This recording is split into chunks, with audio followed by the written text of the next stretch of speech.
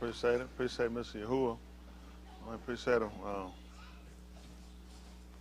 When they get up and display their talents, Mr. Yahuwah allowing them to be able to do. Appreciate Mr. Yahuwah for keeping us another Yom, keeping us through the Layla.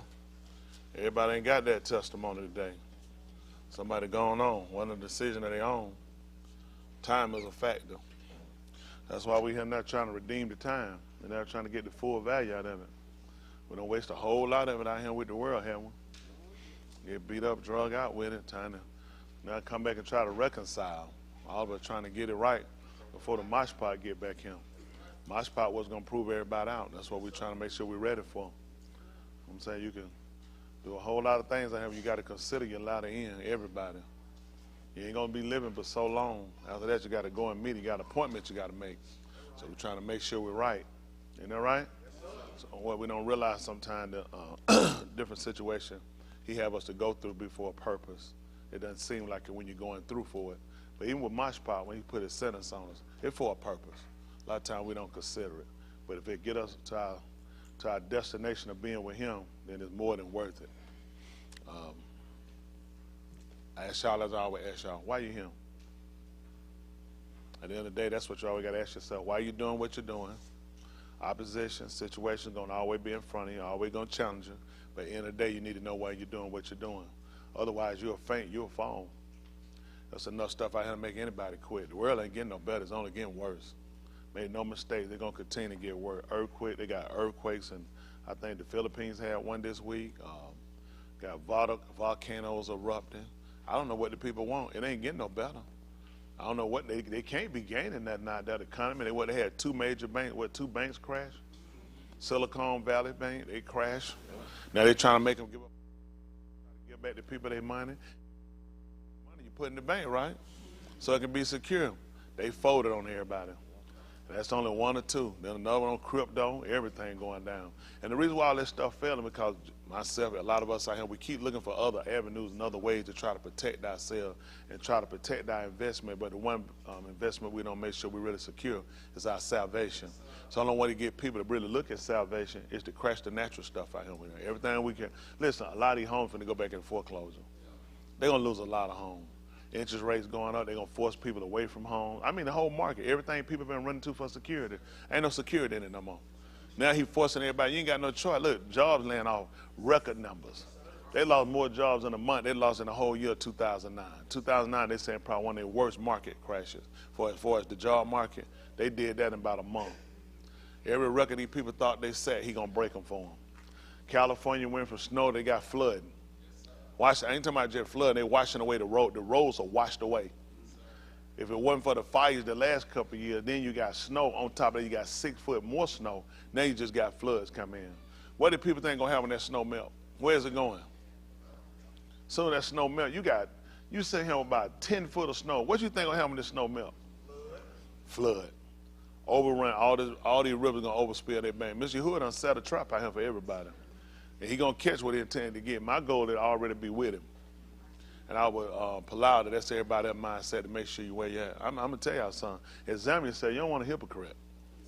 It don't benefit you. It gonna show you the day gonna show you. And the best thing you do is just break down and really just consider and get it right. Don't make sense to die no transgressor. I've done several funerals, and I don't know how many funerals I've been to. I got a relative and another gentlemen like already buried both of them today. So my family had to go to those two funerals. They had to go to them funerals back to back. They went to one at 11 and another one at 1.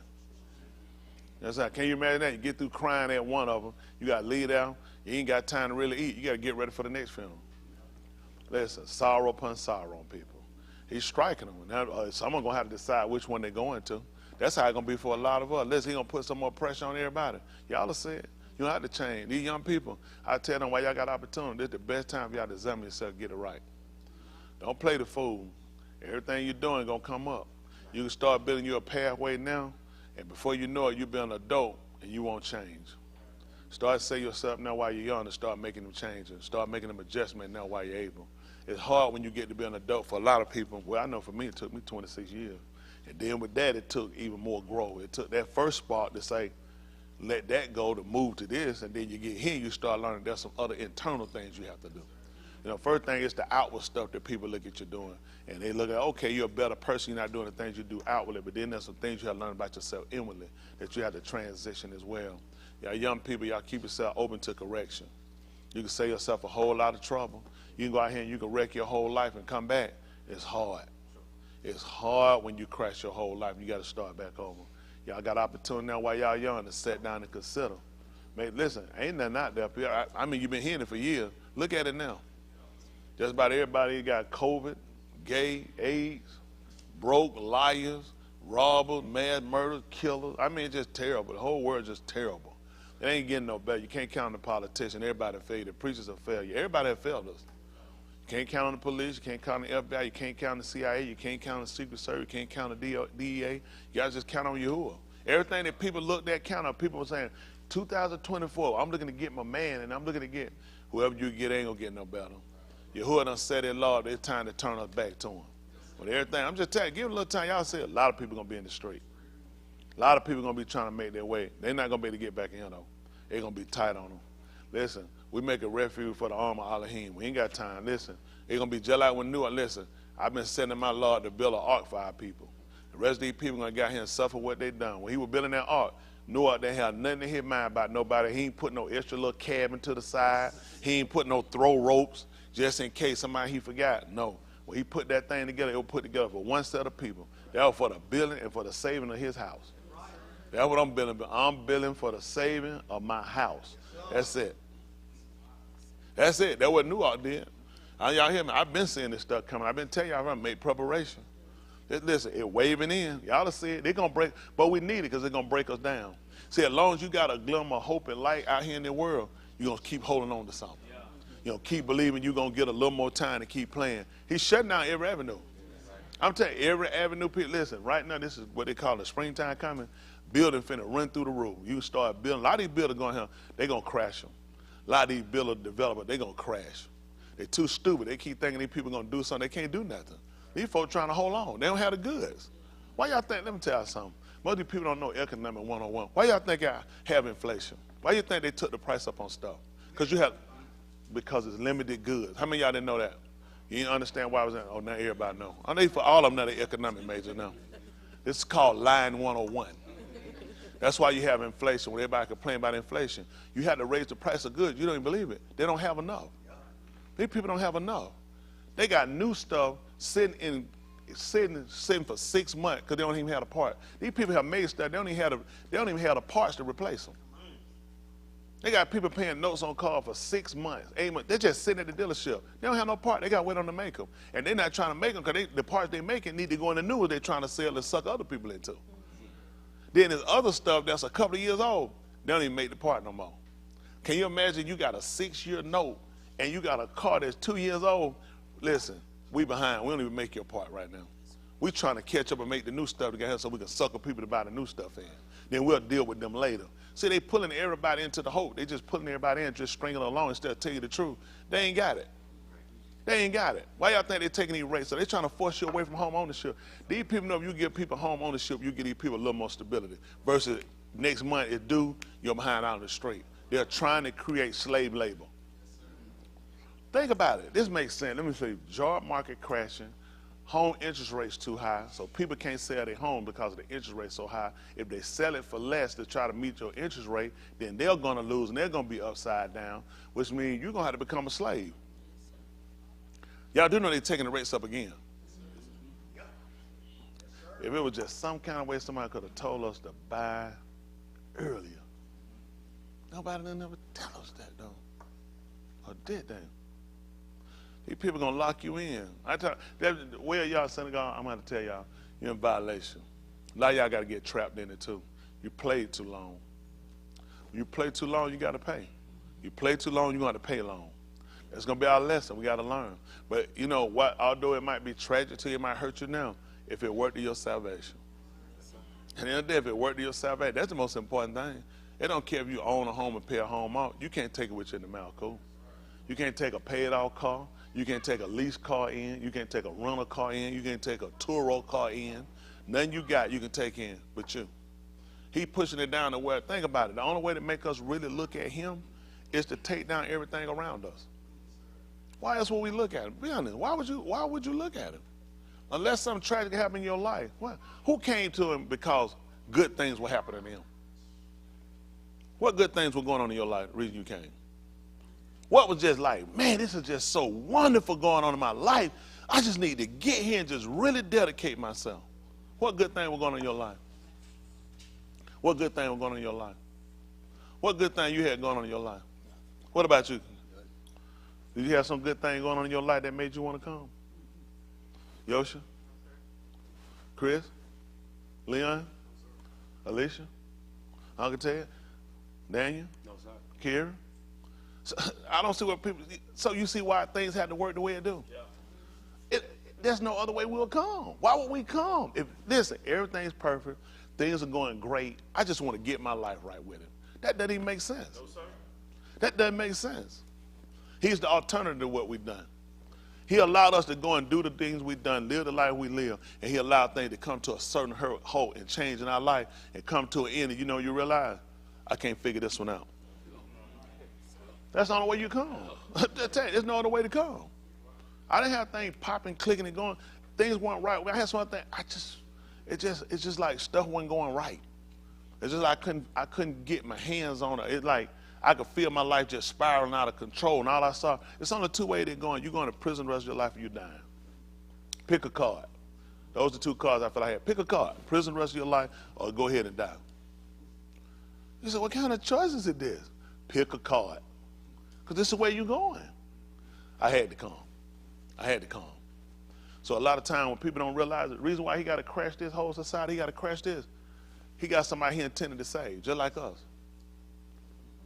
See, somebody else, it's a little more aggressive work had to be done to put it. Some of us, we heard. When we heard, we considered, we changed. Some of us had to keep, how many of y'all had to beat on you for a while? You know what I'm saying? I had to work on you a while. Guess what? There's some other people like that too he determined to save. So in order for him to save them, he got to destroy their world too. Everything they hold as a truth and they feel is stability, he got to take it down. Some of it got to be some tragic deaths happening in life. And I'm telling you, something he got to do to people that make people look at your world crashing. What do you do? I remember we was talking last night on the phone. I was, really this morning. I was telling my remember when I was in elementary when this girl in the class with me, they went on a family trip. And they went on a family trip. Her brother, her dad, her mom, all of them got killed except for her mother. Mother just came out with a broken arm.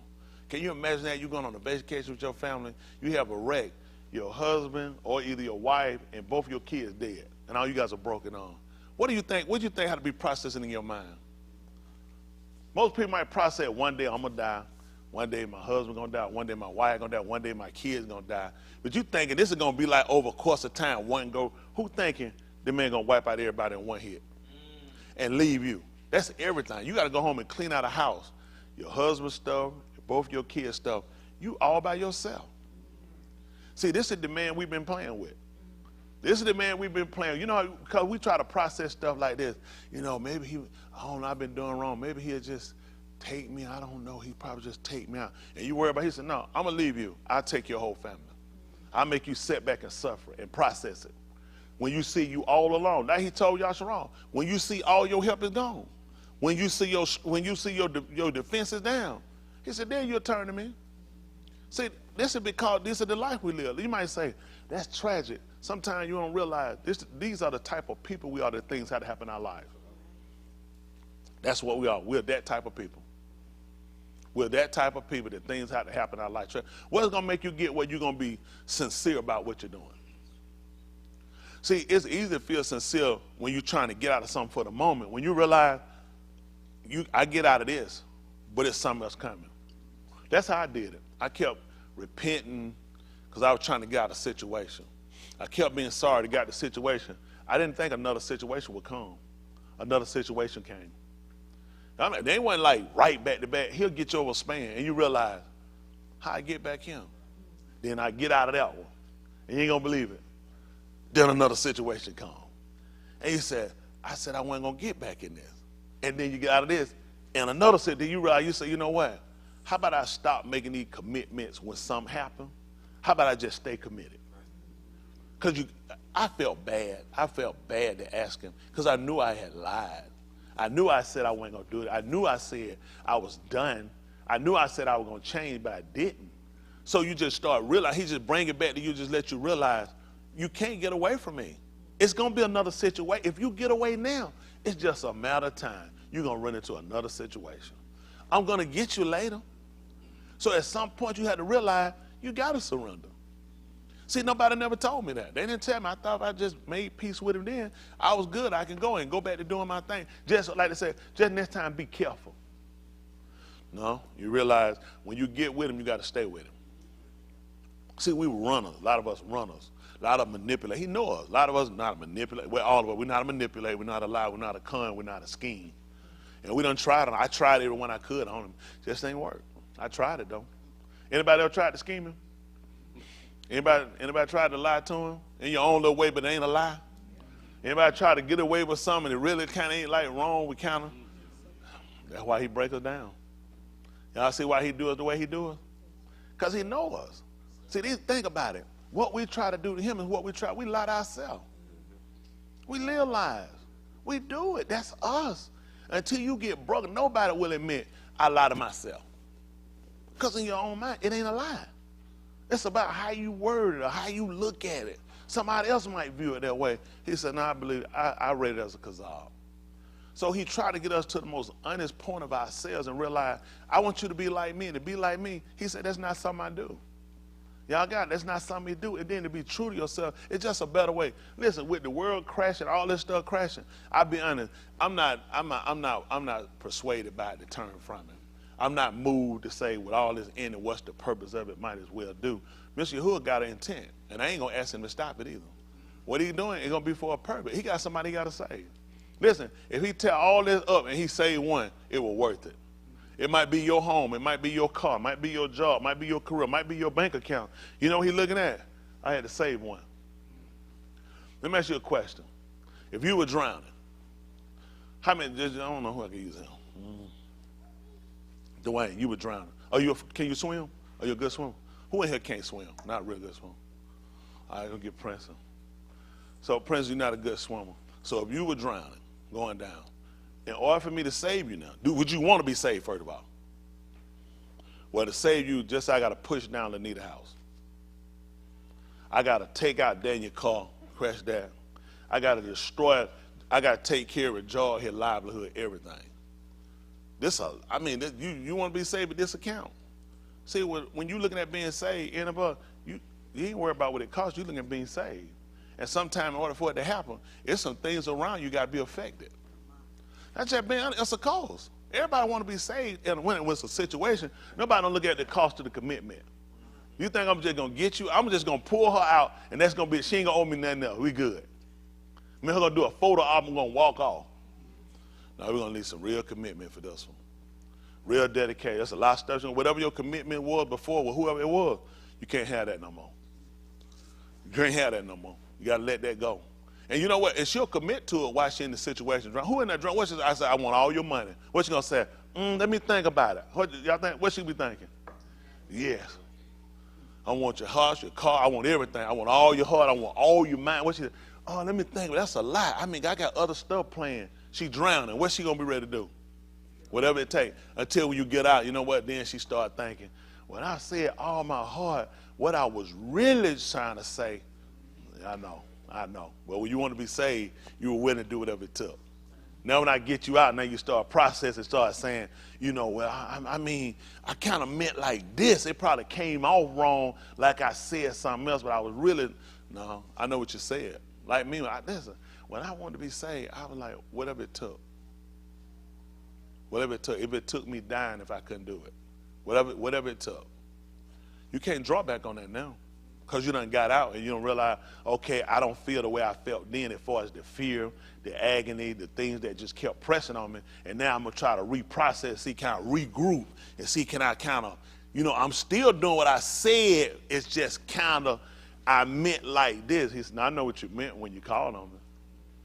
I know what you meant when you were asking. I know what you meant when you were ready to kill yourself. I know what you meant when you felt like you were going to prison for the rest of your life. So now we're going to try to readjust the commitment now since you're out. Because I can put you back. Don't ever think you're smart enough that you got away with nothing. None of us. He can put you back. And this time he won't hear your call. See, we manipulated, including me, we manipulated for a lot of years. We got away. We looked like we did. We hadn't. He just had to let us see. I see you still ain't finished playing yet. I see you still got some building blocks. You still got some things you need to you want to try to still manipulate and do. And I'm going to tear it down. I'm going to let you build it, but I'm going to tear it down. So he puts us in these situations so you consider. He wants us to our most honest and most purest point. And, you know, and nothing get us there like taking us through the fire. Don't fool yourself. It do. You might think it is. I know what we all saying. Relief. If I got relief, woo, I can get rid of some of the debt I got down. Woo, I can serve him. Man, how many of y'all, if you got rid of some of the debt problem, fine, that can help you serve him better. Where y'all at? That man said 3 hands here too. And you know what? And why you think he still got it on you? Let me ask you a question. Let's be practical. If you could serve him better, why wouldn't he move it? Why would I tell you to serve me? If I move that, that'll make you serve me better. Think about it. Process that.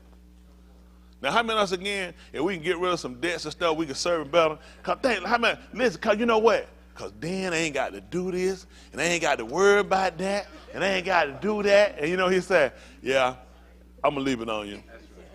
Because as soon as we get out, you ain't going to believe it. How many of y'all have said, paid off a card, got out of some debt, and went and picked up some more debt no long right after? Guess what? He watched us. That was symbolism saying you good with that.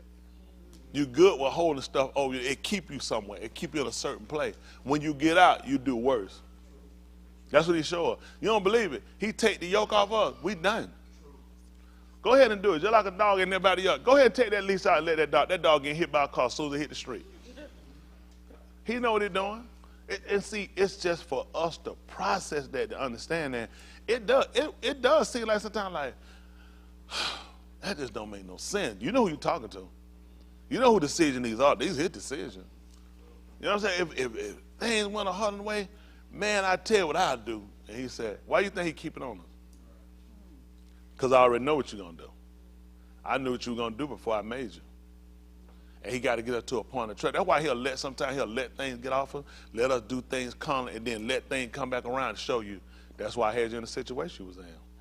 Because you got out of that and you only got worse.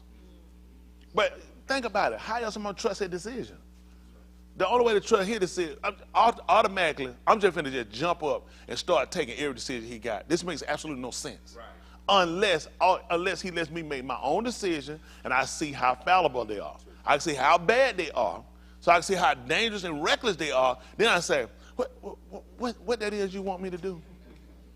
How you need me to live? As long as I have an end in it, as long as I feel like I have a controlling interest in it, I'm done. I'm done. Any of us, we're done. And that's why a lot of times the struggle for salvation is so hard, because we'll keep trying to do instead of trying to let him work. Instead of trying to think about it, not walking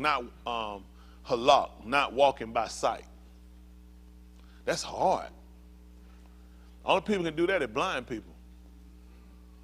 It's hard for a person that can visually see to just take a leap of what they call faith walk. Especially in the something I can see. I mean, that don't even make sense. Why would I do it? I can see it. That don't even look safe. It don't even look like that'll work. But he said, but I need you to do it. And so now it's an argument. It's a discrepancy now. He said, if I told you to do it, it's because I see something more than you see. And I ain't questioning what you see now, because you know everything. But I'm just saying from what I'm seeing, this don't like a good idea. He said, and that's your problem. That's your problem. You don't know what? Every decision we make is a faith decision. You don't see it to the end. You just jumped in it. But it come down to a decision he has us to do. Now we play logical. Now we want to be safe. We just don't want to make the wrong decision. We just want to make sure this is what you want. But decision we made that put us in all the situations we're in, how many of them were thought out? How many of them were considered to the end to make sure they weren't reckless and boneheaded decisions? They weren't. They were spur of the moment. So he said, well, I'll try you. I tell you to step out on what I told you to do. Now all of a sudden I got sense and I can see. I'm just thinking my understanding. Before I do something, I just need to understand. That's all. I ain't got no problem with doing it. I just need to understand it. How many of y'all, everything you've done, it been with understanding? It wouldn't be no mistakes then, would it? So guess what he wanted to do? He said, I want to give you understanding, so it won't be no mistakes. That's the whole purpose of how things go, but we never sat down and really process it like that. That's why he let things crash around us. How else is he going to get us to trust him? See, why we've been saying, it don't make sense. Look like everything I do wrong. I can't do nothing right. Look like every time I put my hand on something, it don't work out. Look like, he said, I'm trying to get you to do what I tell you to do. Only way to get you to do it is to let you do it your way. Let you put your hands on it and see, you're the most detrimental person in your life. You trying to blame other people, you're the most detrimental person in your life. So he allowed these things to happen to us just so he can get us back to a point where, guess what? Now you trust me. Now you're ready to do what I tell you to do. After all your decisions have failed, every one of them have failed you. Everybody around you have failed you. People you look for advice and you look for these things and it hadn't worked for you. What else you do? I appreciate Mr. Yahuwah and what he does. I appreciate him. And with that time, I'll mature you with a lot of things. It'll make you sit back and look and consider just how many things you go back and you process in your mind, decisions and things you've done, things that look like you couldn't make it out of, look like you weren't going to make it out, and you made it. It's just to show you you didn't. It's only because he had some purpose for you. Along the way, you kind of recognize it, but then you don't recognize it to its full potential. This include me. So I got to let some other things happen to you. So it's a constant of things, these occurrences have to continue in our life. It keeps us looking at him. Even with EU, we talked about him. Listen, when EU was down, his whole all right was defensive, was acknowledging everything about him. Anything he could think of that could make him rich. All he was doing is examine what kind of wretched person. He never blamed you who other than, why would you turn yourself against me like that? I'm nothing compared to you. His acknowledgement was of how frail and how insignificant he was and how omnipotent Yahuwah was. Trouble do that for you. Putting him down and sit back, he kept in a constant communication with him, examining himself, asking questions, trying to get resolved, looking at, it is end to my death. I just want to be right. I know you're trying. I know you're testing me. But a lot of us, we're so busy crying and complaining and ready to quit. He said, I can't use you. Probably use me. They had a song years ago called Use Me, Lord, Use Me Anytime. Call me first now, because I got a busy schedule. But just know you can use me anytime. Y'all hear me? You call me if you want me, but not too early, because I'm a late sleeper. I'm more of an evening person. He's like, but the song, use me anytime, call me when you want me, and everything you're saying, it don't make sense. He said, I'm trying to use you now. I'm calling you now. That's why I put the trouble. See, we want things to be our way. We want a literal phone call. Hello, this is God. I want to use you. So then you can make preparation. That's how we look for things to happen. Let me just, we good with him using, just let me know. Just tell me so I at least prepare myself. In the end of the day, these are things you have to consider. Y'all got it. These are things you got to consider. See, let me tell you something. We look at this while we're talking to him. So I'm trying to talk to y'all a little bit and to get the word. I appreciate Mr. Yahuwah. Romans 15:4, for those at home, read Bible Gateway. Read, you can follow us along. This is the version we're using right now. Again, you know, I have to explain it all the time, let people know for first-time viewers, second, third, whatever it is. We kind of look through these different versions because we're trying to get to the purest point. The Jewish version has little things it put in as well that we try to make sure we catch, because you're dealing with everybody translating and people trying to put things to their liking. All we want to do is just, what did you say? What did you say so we can do it? That's all I want. What did he say? I don't have a liking for a Jewish version or a Christian version or any other version. I just want what the man put down. That's all I wanted, what he said. That's it. That's it. I don't need no symbols on it. I don't need no colors and no flag with it. I just need what you said. Isn't that right? So I can make sure there's no error in our actions. Y'all got it? So I appreciate, I did see a comment somebody put up about the singing. I know they were talking about somebody named Cardi B. Is she pretty famous? Is she? Okay, I wouldn't. If she wrote her name on her chest and I saw it, I probably recognize it, but I don't keep up with these people. And people, whatever, we don't have no fight with nobody. People got to see things for what they see it for. If you watch it, he got you in for a reason. I sure he didn't put you here to try to correct me. Made no mistake. Your congregation. Talk to your congregation. Oh, It says shit. you ain't gonna believe it. I already knew that. I already know it happened. It's there for a reason. But our end is not a fight with an individual. Our fight is about a situation. The situation is Alahym sin. And all these, see, because of these all these different interpretation and translation, this is why he'll fight something and he'll talk about what happens inside of a church. The only problem we have with the church, he's gotten it from a Christian antics. See, this is not a correct writing of a word. There's never been a congregation called church. This is the only time it had ever been named was when Tinsdale put it down, when it went down to where people were doing idolatry worship. So a lot of things that they use and they try to put and people try to say that a church is no different. It's just playing semantic with word. It's not semantic with word. If it would have, he would have named it synagogue. Isn't that right? He'd have called it the same thing. He'd have called it the place where we sat and we worship. Tinsdale and purposely did it because he knew it's not the same thing because the same things aren't happening now. Y'all got it? So a lot of times people got they different in about what they might have about things. Unfortunately, that's how it is. At the end of the day, we're working for salvation. We're working for salvation. And I don't know. People got their own thing going. At the end of the day, if you're honest, what you need, you'll get it. Everybody, if you're honest, you'll get it. Y'all got it? All right, this is Romans 15:4. And the reason why we use this, because it lets us know. We need to know why we're doing what we're doing. And we're trying to build something. We're trying to establish something. And in establishing, then you need to get down to the principle. The principles are the elementary codes. I use this predominantly simply because I like to kind of lay a groundwork for myself before I start out. And in doing that, I think it stays in tune and in line with him. I need to know when I'm going down, what am I doing? What is the purpose of what I'm doing, right? When I'm going back and reading, I don't want to look and say, that ain't nothing, just keep going. That didn't make sense. I need to know whenever I'm going back and reading something that it was written for a particular purpose, right? So this is what I need to be showing mindful of. Come on, some of y'all already asleep. Y'all need to go home and go to sleep.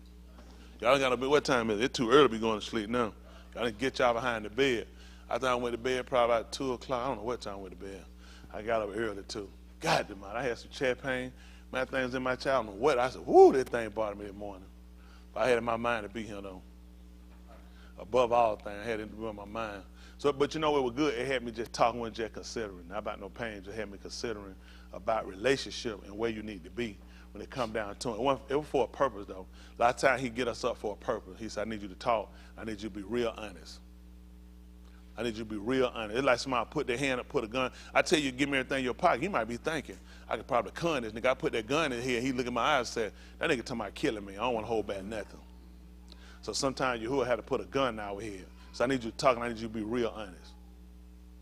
I need to make sure you give me everything. You ever saying that? Hello? That's right. How many of y'all trying to think about I'm trying to fake this nigga out? That nigga got a gun. Man. That nigga like he's serious, like he gonna kill me. You ain't gonna believe it. Yahuwah got a gun out here. Because I'm gonna need you to give me everything you got. That's the way to get us to be honest. Hello? Why y'all think he put us in these situations? I need you to be honest. I need you to open up. I need you to be sincere if possible with me. This is a critical situation. For all of this walk is critical. And y'all waste a lot of time fooling around. I always had the same folks sleep, same folks play around, same stuff. At what point do y'all get serious? Okay. He won't probably do it to you. He probably just do the real thing, take you out. That'd be the better thing for you. But then you'll want stuff from him now. But let me get this straight. Let me get this straight for some of y'all. For those of y'all here that want salvation and who want to get this thing right, let me see. You come in here sleep, you come late, you fool around, you're non-responsive.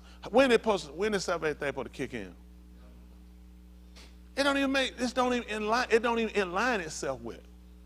See, there's a behavior he's looking for us, he's looking to get from us. See, we're looking at resisting things.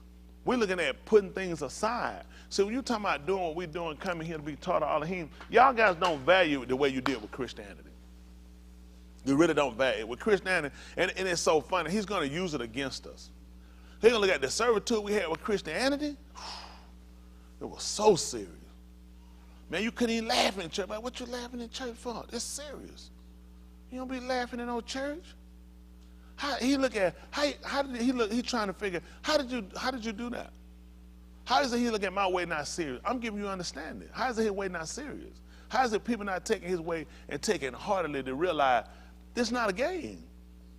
We had so much fear for him with so little knowledge. We have so much knowledge of him, and then we have so little fear. It's almost like you serve me better in your ignorance. Not that he acknowledged it, but you don't even consider the detriment that you're in. You get understanding why things happen and why, and it's like, oh, okay, no big deal, I just kind of keep going.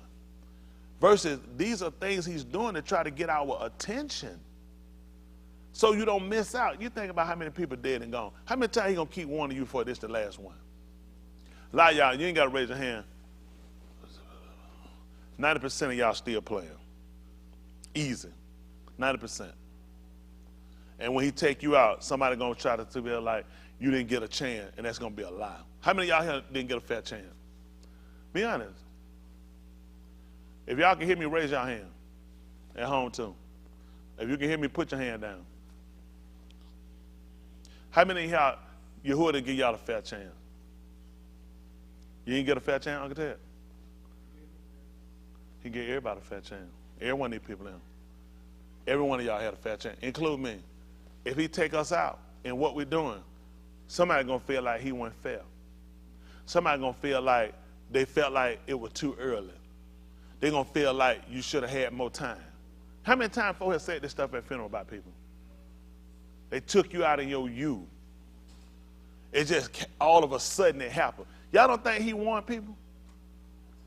Y'all think we the only people get warnings? Y'all don't think he warned people? And he warned you for a reason. So he's going to be justified in a damn mosh spot.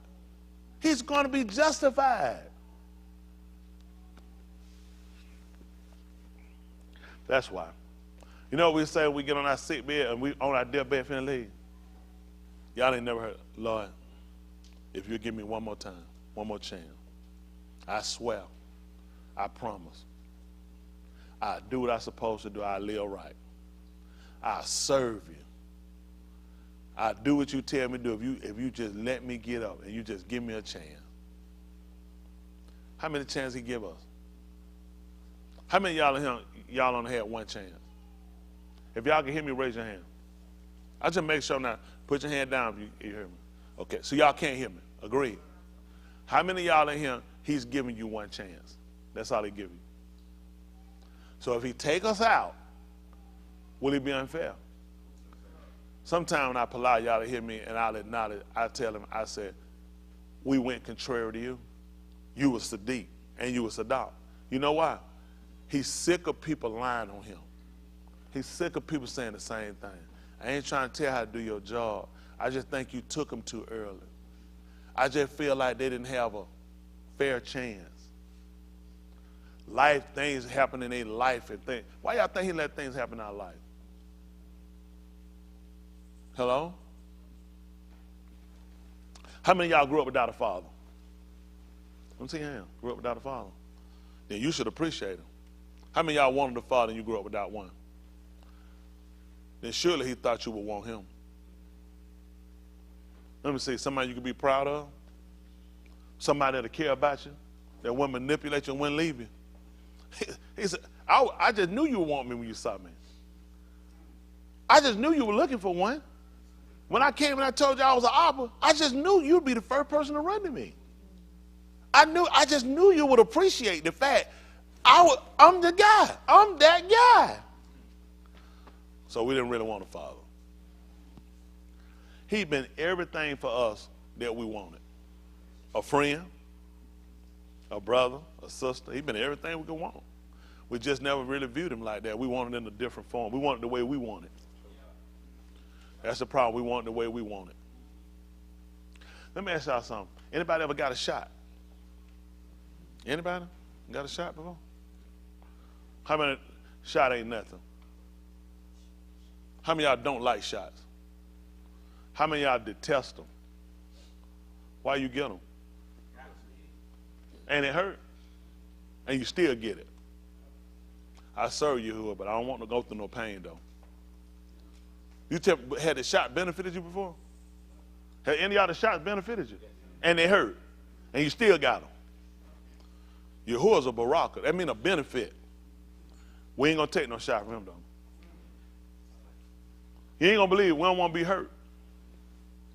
See, everything, why y'all think he let life work the way it worked? I'm going to use it against you. I'm going to use it against you at the day of my spot. How many of y'all didn't know the shot was going to hurt? How many of y'all knew the shot was going to hurt? And you still got it. I just don't want to be hurt. That's the only reason I ain't serving the weapon. I don't want to be hurt. But what if it's a benefit? What if it's a benefit? See, all these little things that we fight through our minds with him, he has a problem when he watches us. Because he's trying to figure out, I know this person told me they ain't want to go through nothing. They ain't want to suffer, they ain't want no pain, but they want to benefit. And these people get shots. These people deal with a whole lot of stuff they go through. These folks will work jobs for 20, 30 years to get a watch, to get a retirement that they might not get. And you know, they hope here, if I just get through these 30 years, serve Yahuwah 2, 3, 4, 5 years. Yeah, I'll do something else. It ain't working out. Seriously? The whole time you working because you're trying to build to something. You're trying to build to something. And yet everybody quit on the man. As soon as something don't work out in 5 or 10 years, but you work 30 years for a watch. For a retirement you might not even get. You wind up dying as soon as you get it. This is the only thing you can work for. It'll reward you from here on out. He just set us up the whole time. Think about a man in his position and what kind of stuff he got to hear from us. Can y'all admit after the little couple things I told you, it sounds stupid, some of the things we complain to him about? That's why you have to understand him from a natural course of things. That you can see, you got the ability to do it if you want to do it. You got the ability to do it. People that play athletic sport, they don't have to compete, do you? As long as you're on the team, you get to play on the, why? They don't have to go to practice, though. Once you go to practice, too, and try out. Let me ask you something. Don't y'all know what happened when everybody come here? There's trials. There's trials. What y'all think? There's trials. Y'all know how many people show up for trial? Y'all know how many people show up for boot camp? Someone wind up killing themselves. Someone wind up quitting. Someone wind up getting put out. That's what happened. He said, I got to see where you're at. And then you're competing. There's people calling that man all over the world. There's people saying what they'll do all over the world. So I got to try you. I got to see who's going to make, I'm going to see who's going to make game day. See, people do all this stuff. They have these dreams all their life of what they want to do, and ain't nothing too much because they always want to do it. And then he said up here, why wouldn't you want to be saved? This is the most beneficial thing you ever do in your life. To sit here and to really get this thing right, you got to really look at it. You got to put a lot of things aside. You really better consider everything you got. It'd be tragic for you to start and stop. At this point, it's too late in the game for you to keep starting and stopping. I saw people going on, they won't ever see it again. They'll pull out, they'll ask. They'll do it. He won't give it to them. It's purpose that way. Y'all got it? Y'all know when Noah built that ark, you know his sons were there. He had son-in-laws too. How many of y'all not familiar with that? Yeah. I mean, well, I'm saying he had some in-law daughter with Lut. I'm thinking about Lut. When he came and took him out of Sodom and Gomorrah, he had his wife, his daughters had husbands. He didn't take them. He only took Lut and his daughters. Didn't even take his wife. See, you'll have in your mind who all going. He might have a whole different plan. No doubt he thought he would leave. He was looking at me and my wife, my daughters and my son-in-law. We get out of here and we gonna go. All y'all ain't gonna make it. See that? Everybody get called, but ain't but a few he gonna choose. He even told y'all that many called. He said ain't but a few chosen. Do y'all know y'all say he only gonna take a few people? Man, listen, football will get you like that. They'll have a position. What they have like? If they got right receiver, what it be like? 2 people trying to compete for it? How many people they probably call on? 50, 60. There's a lot of folks show up. You think them folks finna put 50, 60 people? We only got one position open. One position. Some people, you know what some people they get at 60 people show up? Man, I'm out. I ain't finna be saying wasting my, I ain't finna do it. Ain't but one position. I need them out the way anyway. You know what they look at it? That's why they put it out there. I don't need you anyway, because I know what you're going to do game day. You already, they looking at me, listen, I come to play. If I come, you're going to let me play regardless. That's why I don't want you. Because that's how you're going to serve. regardless of how you living, you feel like you should something owed to you. I don't want you anyway. Some other ones just quit anyway. Some other people have some good intent, they just won't make it. Don't y'all know you can have an earnest intent and still not make it? There's a lot of people go to practice for basketball who go for trial. They be honest and they got an intent and they really want to do it. You ain't gonna believe it. They ain't picking. And folks say, man, I just knew you would have made it. Coaches see something different. They don't even know. It ain't always the best talent. It's something they might see a character flaw in you. Overconfident? Yep, not coach, but too overconfident. Talk too much.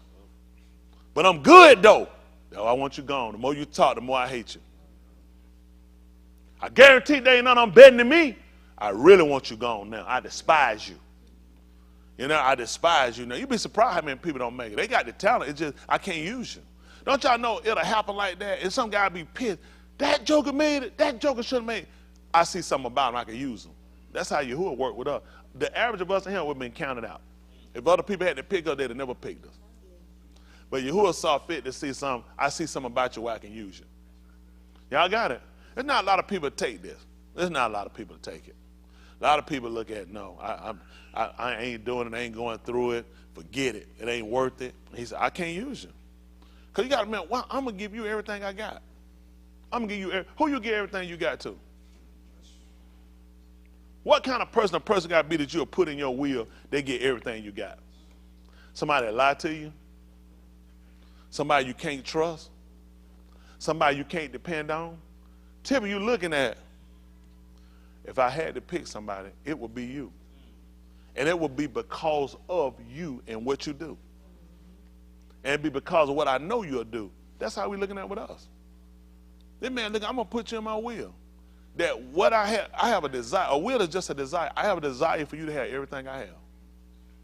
Then I need you to prove yourself. And this is right here where they call the rubber meets the road. Y'all got it? Now, we're being taught so we get an understanding. So you understand why things happen. So you don't keep looking at yourself as just a curse, as just somebody he just picking on, somebody he just beating on. The people he just picking on and just beating on because they ain't let go of some stuff. That's all of us. Oh, he had no reason just to pick on you and beat you. It makes no sense. It's because he saw some things about us. And I'm still trying to get you to work it out. There's some things, listen, all of us, we know how to cover back over things. And we do, he know how to pull the cover back off of it. I need you to let it go. I need you to get rid of it. Y'all got it? That's to get us to our more earnest point if you're going to be saved. Well, listen, you don't need nobody to tell you no more lies, okay? You need the truth. The man not going to save us unless we get to the more purest point. He just wants to be honest.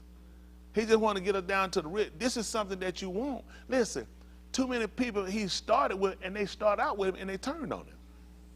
He's not looking for that now. We're in the last end of the game now. This is it. Y'all got it down to the final kick.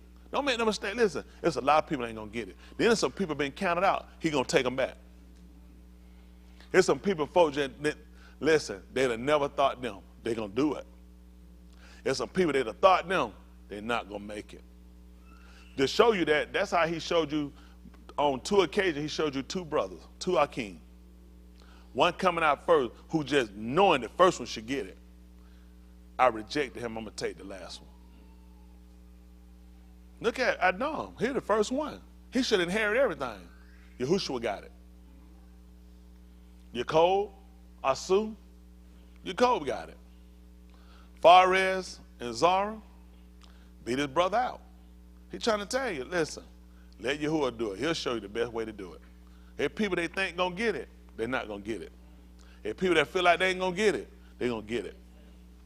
Just keep waiting, all right? All right, let's look at this. Listen, Romans 15:4. For everything Nikatab in the past, Nikatab to Lamadas. The teachers and showers. So that with the Nakum of the Tanakh, we might patiently hold on to our tikva. That's how I might see that? Hold on to something. Let's look at something while we're talking. See if that Dan all 6 and 1. Let's just look at something.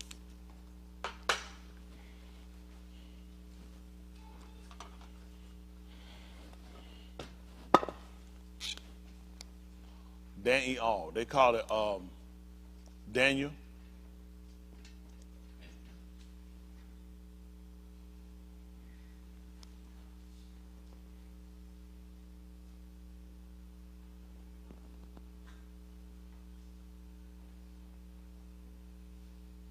Heard a little rumble in the jungle. Come on, Cat, put a check up. You can't throw that little man on the butt like that. You supposed to point at somebody else. Put a check up here, man. You don't put that in. Come on, Ken. You supposed to throw that on Rashid or somebody. You know, put a check up there. It's too late now. Here you go. You got one, yeah. But at the end of the day, there he all, because this is Judge Alahym, right? Judge Alahym. That's important for us to know. What is that in cuff, knowing the fiery trial? In that cuff, what is that? Olive.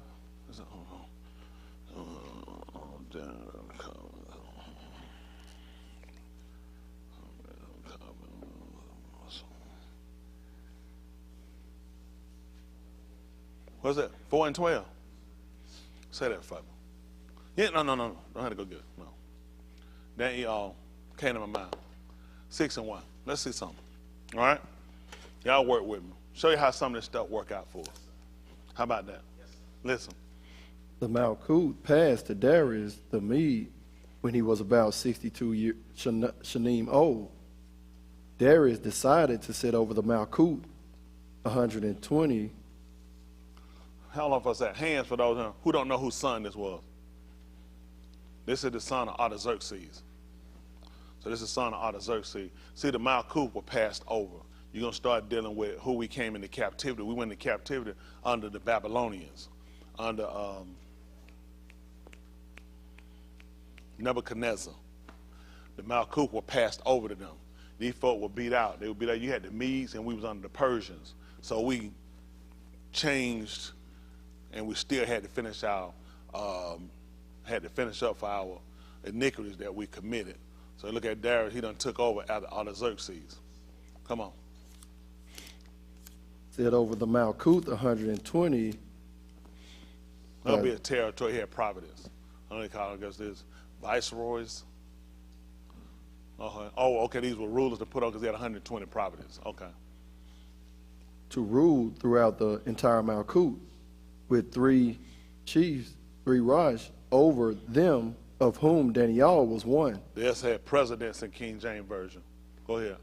So that these viceroys could be responsible to them, and so that the Malak interest would be safeguarded. Mm-hmm. But because an extraordinary Ruach was in this Daniel, he so distinguished himself above the other Rosh and the viceroys that the Malak considered putting him in charge of the whole Malkut. So now you saw how Yahushua got in his position.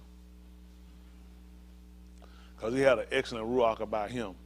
That's why he set him above and set him over the whole realm. Come on. The other Raj and the viceroys tried to find a cause for complaint against Daniel in regard to how he performed his governing duties. Mm-hmm. But they could find nothing to complain about. Y'all see that? They couldn't find nothing to complain about. What happened? No fault. On the contrary, because he was so amunah, not a single instance of negligence or faulty administration could be found. See that? And now what do we find out about Daniel? As far as handling business, not a problem. He went through the books. He hadn't been laundering no money. He hadn't been touching on the women. There were any other administrative messing in the secretaries, anybody, anytime dealing with anything administratively, him operating in his job, his capacity, no problem whatsoever. A lot of us are the same way. Some of us on our job, and before they would ask us about our job, the people said, great employee. I don't have no problems with them. And this is what they were using. They were looking at. They were looking at him as a common man, how he operated. And there was no problem. Listen. Then these Anashim said, we're not going to find any cause for complaint against this Daniel unless we can find something against him in regard to the Torah of his Alahym. See that? Now we got to do something else. So we got to check. And this is something that you guys won't consider, but you need to consider. See, a lot of times we work to be good in front of people. See, the outward appearance of what people know about us, great. People say, you know what? I know one of my best employees. I would get everybody else I got for them. Come early, stay late, work hard, do the job of 2 or 3 people. You're a little Daniel yourself. You didn't even know it, did you? All right, listen. So these Rosh and viceroys descended on the Malak And the said reason to he's saying him, Rosh, how many people don't know why he called him Rosh? The Rosh is your alphabet for chief or the heads. So they put chief in the other book, in King James, it calls them the president.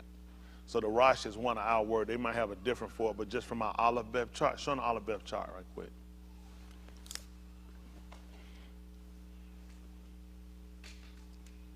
So I want you to understand why I use certain type of verbiage, because you don't need to do what we've done before.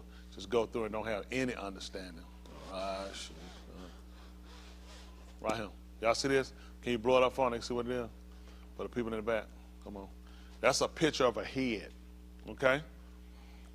The Rosh is the head of a man. And typically what the definition come over, the definition will be the head, the first, the top, or the beginning. Y'all got it? When a baby is born, what come out? Foot? That's right. That's right, the head. The head comes out first. So they use the head.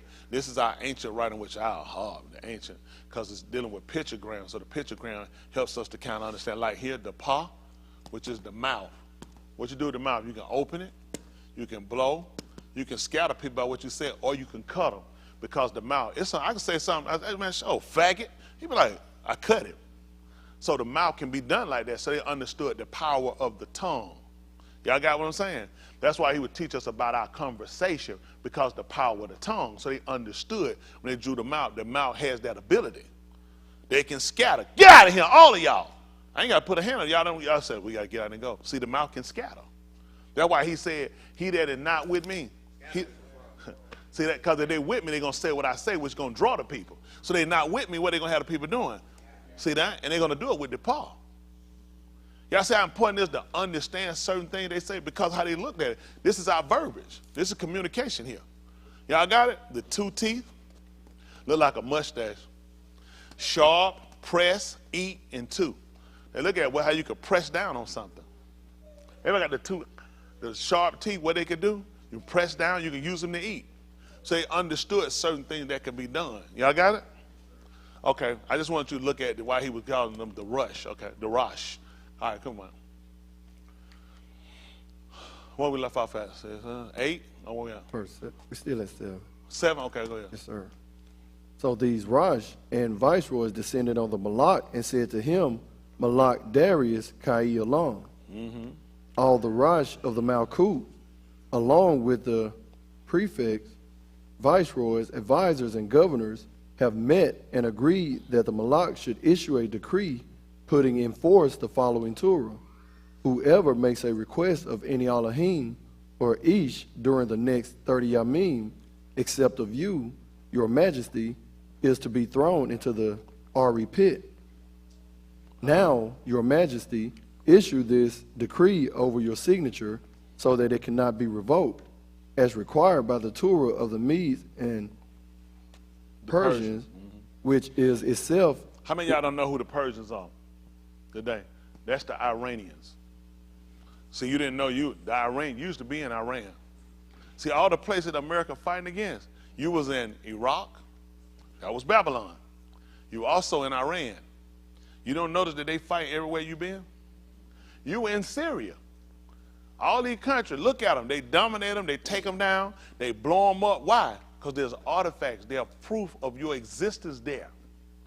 There's proof of your relationship. What did the Iranians think about you, Daniel? That they set you over 120 rulers over the whole land. You know what they thought about you, Daniel? You's a dumb, stupid nigger. You's a sorry, no good, lying nigger. That's what he think about you. Iran didn't think that about you. So when they give you their book, the King James perversion, they give it to you in a way that, think about it. Have y'all had any idea thinking about who are these people? Why would these people set you up over everything they got? He set you over picking cotton. He put you over shoeing the mule. These people put you over everybody they had put up and said that you had a better behavior. There was something, you had a better inner lining of a human being than anybody else that they could find. What did they see about you? What did they know about you? Don't worry about it. Come on. which is itself irrevocable. So Malak Darius signed the document, and the decree became law. Torah. Y'all see what happened? Hold on, back there. Y'all see what happened? The Malak, they asked him to sign something that would be irrevocable. Alahym 119-89. Let's see this. Alahym was written before this. They call it Psalm. Alahym, which is the praises. Let's see what praise they were giving him.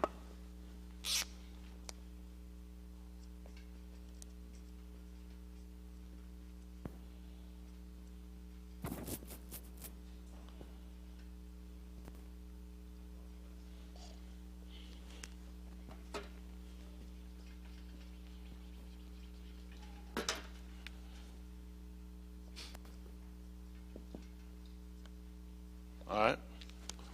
Listen. Your debar continues, Alahym, Yahuwah, firmly fixed in Shamayim. Y'all see that? This is important for you to know. When he just told him to write a decree that was irrevocable, it couldn't be changed, it couldn't be altered. That's what we knew about Yahuwah. See, they let a man do it. So they understood it from a man. That when a Malak, an emperor, had stated something and put it down, that decree couldn't be altered, it couldn't be changed. To show you, just to show you how you understood it. You hear this, your word continues forever. And the King James said, forever, O Lord, thy word is settled in Shamayim. That's what it says, it says settled in heaven. He said, your word continues forever. What do we know about continue? Hands. I got a hand here and beat you. You want to pass, you want to answer? You know what bad I'm talking, your hands popping up everywhere now. You think about all these guys honest? What about Darren? I want to get somebody. I seen somebody. All right, I'm going to get Ed. Ed throw his up when I was talking to him. Ed, this going to be the right answer. He's right. Get Ed a hand clap. Did good, Ed. That's right. That's all right. I just check it. But see, that's important. Let's look at the noon right quick. So this is important now that you just understand certain things, not just reading and going, okay? This is the noon.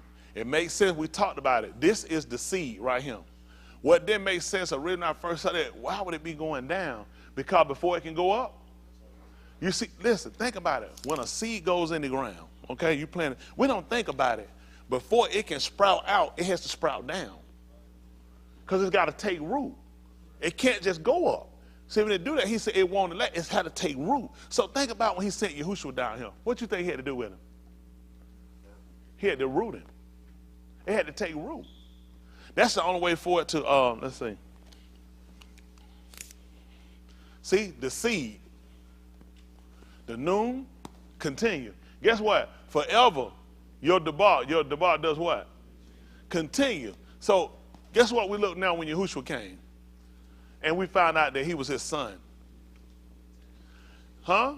Let me show you something right quick. Y'all see the seed. You see it's the noon.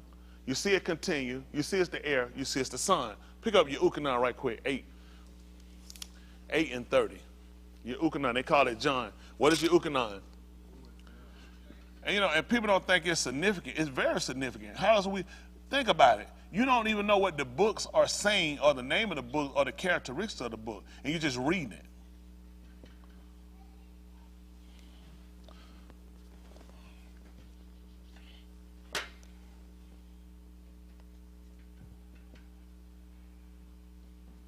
Typically, a title gives you an idea of what a book like Gone with the Wind. Silence of the Lamb. How many of y'all seen Silence of the Lamb? How many of y'all understand it? All right, Lancaster. What's Silence of the Lamb?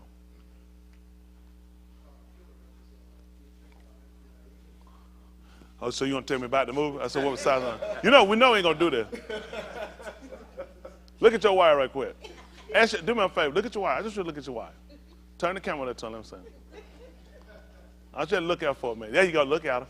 No, I'm trying to just look at. No, look at your wire. Look at your wire. Say, what you think Pastor thinking right now? Tell me what I'm thinking, Cooper. There you go. There you go. Thank you so much. That's not. All right, you can let her go now. Come on, big man. We got to go. Yeah, you know, wait a minute. Yeah, you know. But no. Actually, Silence of the Lamb, what you were going to tell me was about the movie. What people miss about the movie you didn't pay attention to. The girl, Clarice, who was the FBI agent, when she was a young girl, she would run out. She would hear her uncle, her grandma killing the lambs. And she would hear them crying out.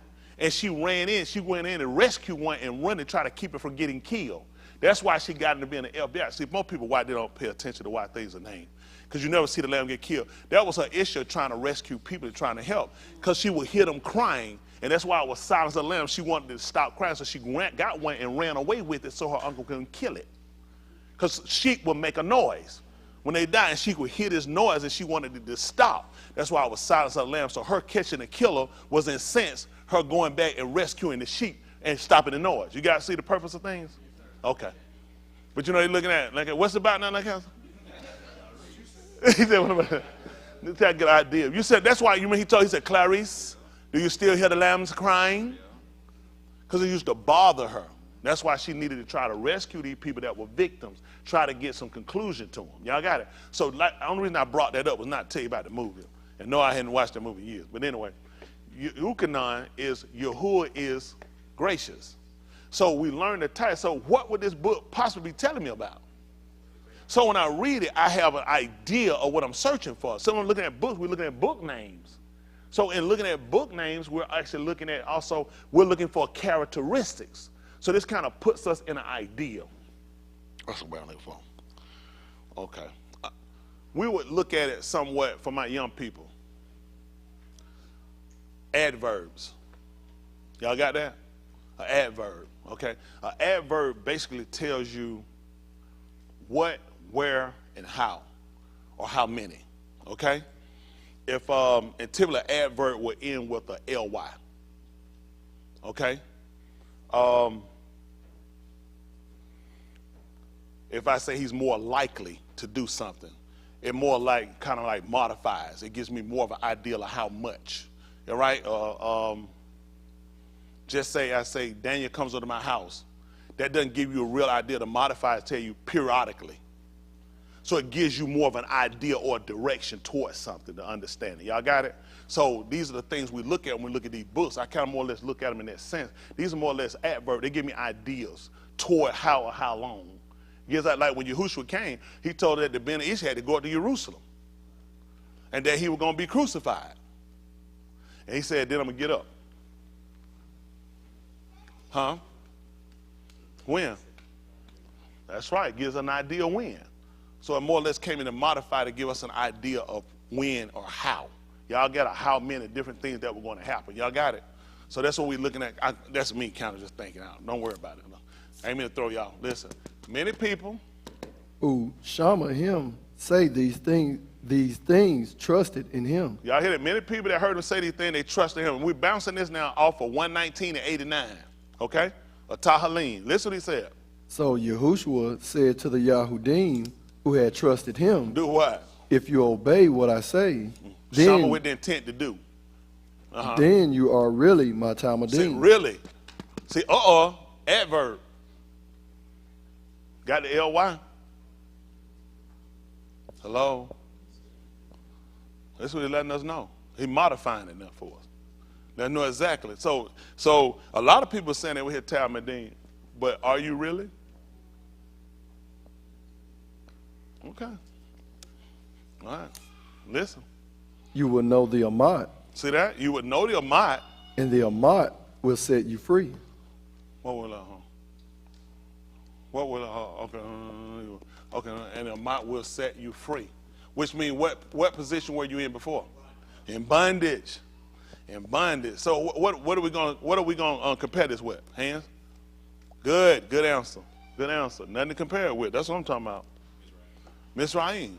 You know what I'm going to need, right? I had said, hand. Go ahead now. What you got? Do me a favor. Help.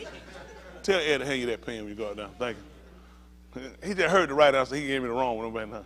Now, never said, why you say Yasharal and Mizraim? And who you say, Yasharal who? Oh, you talking about Galatia? No, you learned that from Galatia. You would have never known that the other way. Well, it did tell you about he had one of the bonds one, but you more or less got more detail from the book of Galatia. Galatia made it more plain for us about that, though. You could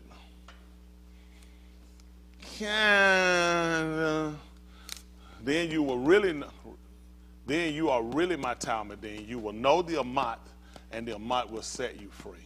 So you're in captivity, so it would do it. And the reason why Mizraim would be, to me, a better illustration, because that's what it can't. Think about this. If you're really my Talmudim, so there's really no way to prove it other than you would know the Amat. Then the Amat would make you free.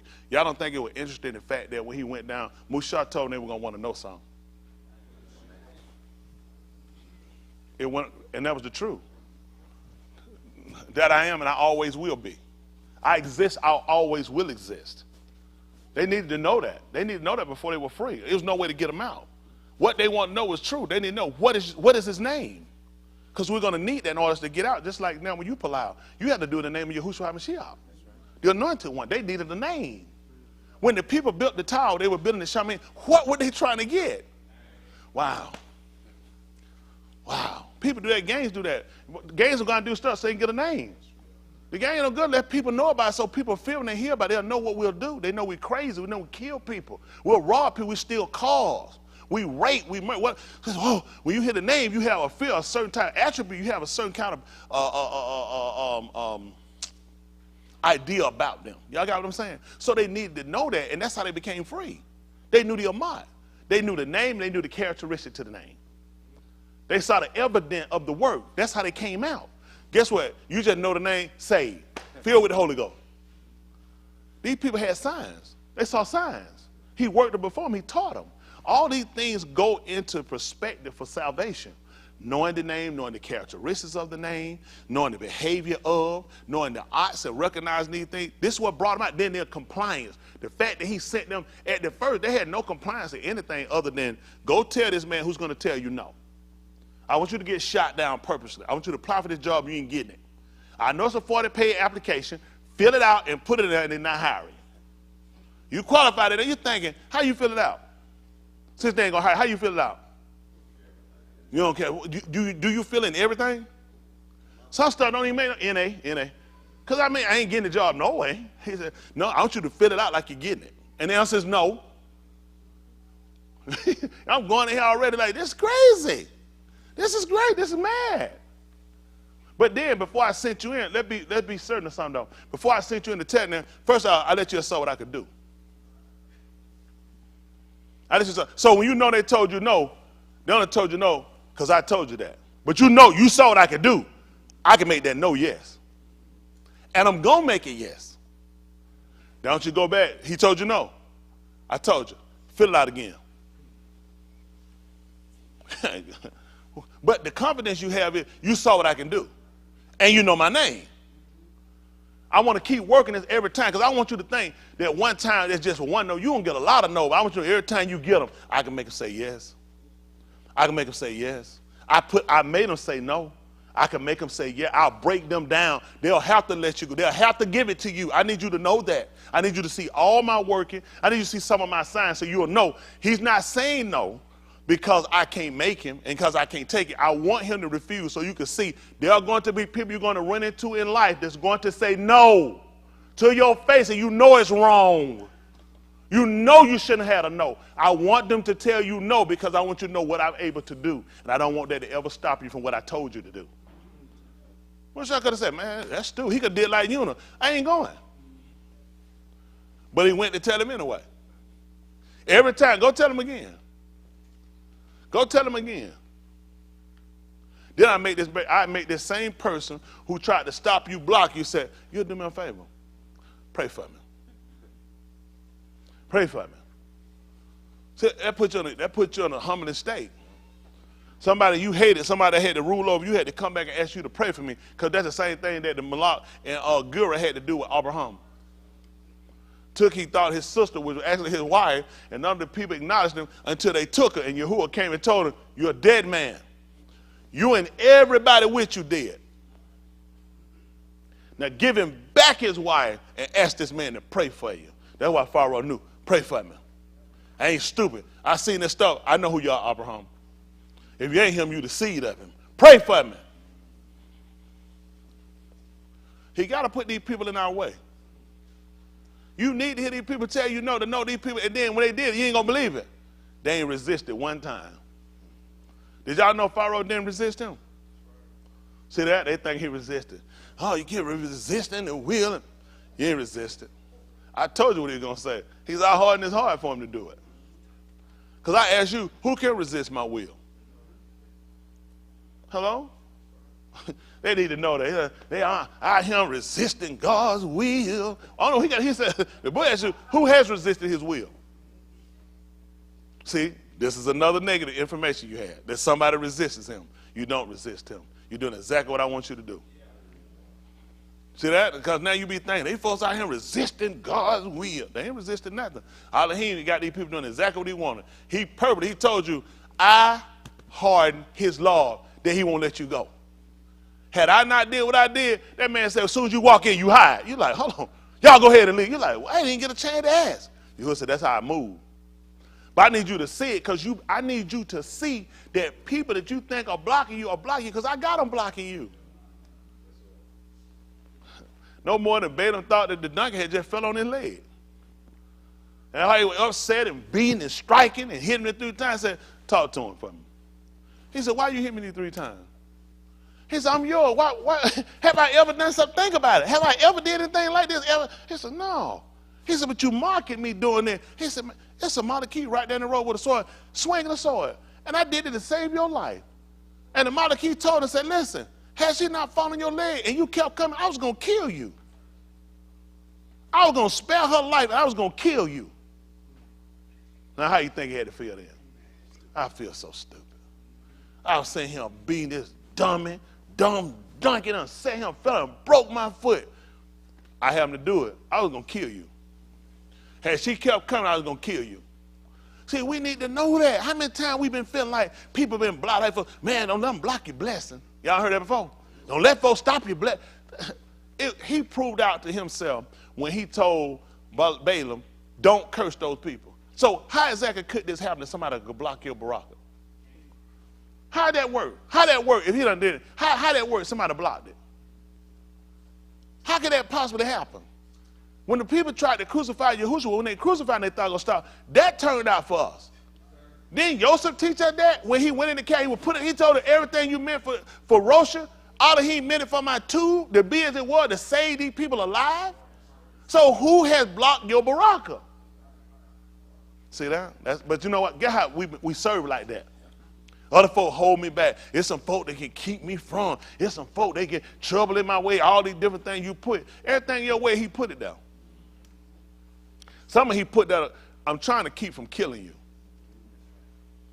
I'm trying my best to keep. It's like a parent, you get so upset with your kid, you're like, I'm trying to keep from wringing your neck right now.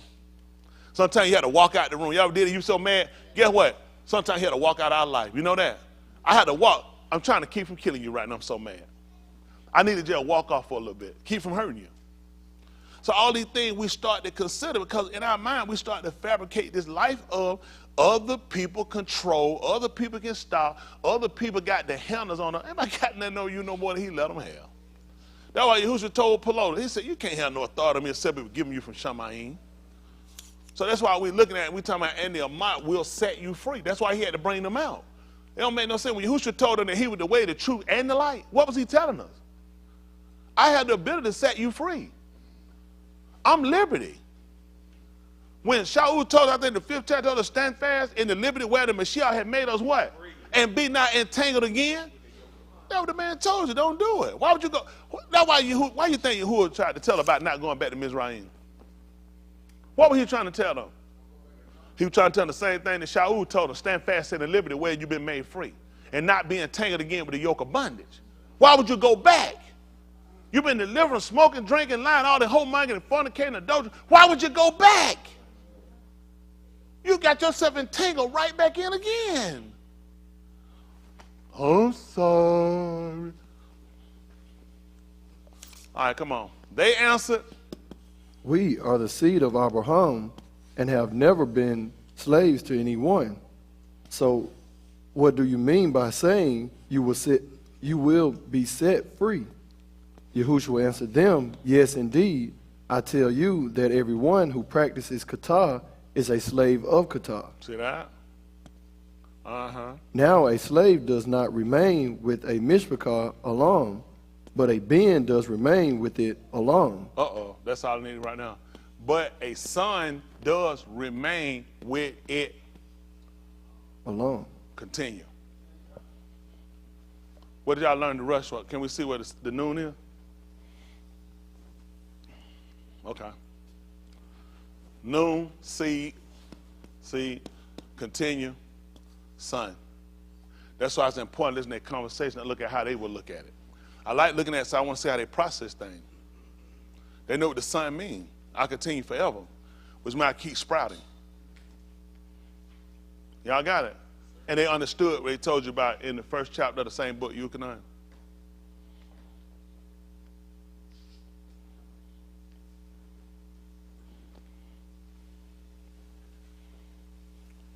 Listen, 1 and 1, Euchanine.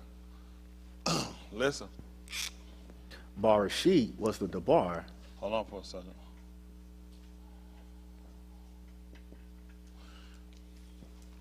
In the heights of creation was the Debar and the Debar, was with Alahym. and the Debar, Was Alahym. he, Was with Alahym. when? In the Barashit. That's why he told you it continued. That's why we know he continued. See, this is the problem you got. His name alone, Yeshua, salvation. You're talking about delivering people. What's your name? What's your name? What's the man's name? He saves. I'm talking about setting people free. My name just had to be I save. Now you need to know something about my ability. The man just told you, if you knew Alahym, he just told you how long does the word go? Along. It continued for long. We learn continue from the seed, the noon. And I'm telling you that I am the Ben Alahym. So this all makes sense for our learning and for our understanding. That the son continues. And he just told you that the word continues. So now I just found out that the son is the word. And he told you it can't be altered. You can't change it. This is what happened when they put up over the two that Yahushua was the Malak of the Yahudim. When they went to Pelotus and told him, don't write that. Put that in he said. What did he tell them? What I written. Wow. Now we learn about the Medes. They wanted him to write in the writings that no one can call on no Alahym or ask no request from an Ish for 30 days. And they need him to do it because it cannot be altered. Nobody can override what a Malak says. And we talked about in the book of Zechariah in the 14th chapter last night, it told that Yahuwah was going to be Malak over all the along. So guess what? If a man's word can't be changed, how you going to change his?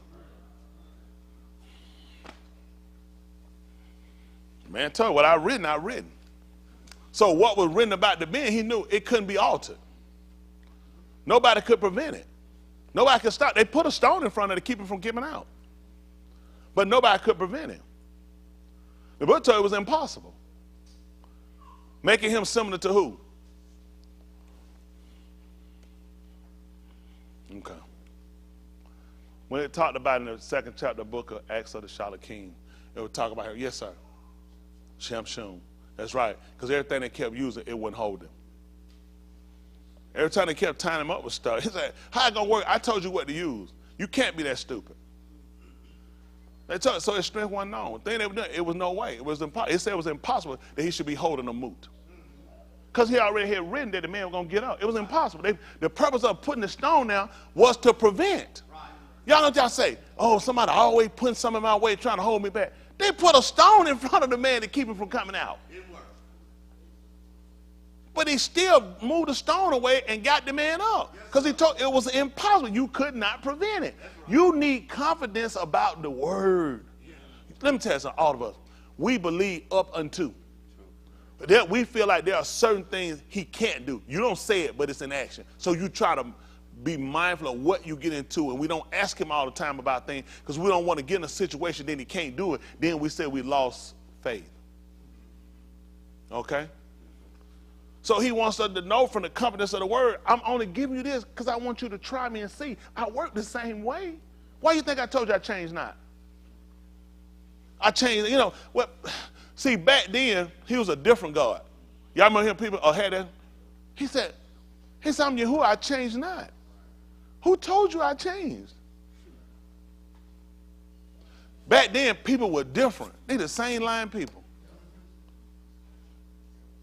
They need you to buy into psychosis that he can't do what he say he gonna do completely.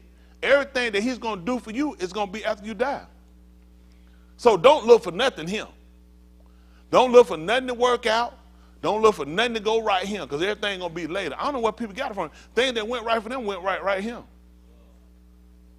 What right we got? Them people died and went to heaven. Those people inherited while they were here and passed down their inheritance. Abraham passed down his inheritance to us now. That's why we're here. See, they try to sell you out. And them tell you, it's hard to believe in something that everything happened when I die.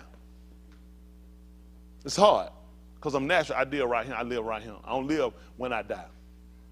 I don't live when I die until I die. I live what I'm living. And in a real world, in a real mind frame, a real understanding, a real seeing thing, I need to see something in him. Even when Yahushua, when he came, you didn't believe what some of the people asked him for. That, and they asked him to give him a sign. They needed a sign. Why they need a sign? You'll see the sign when we're on the other side. They need to see something now.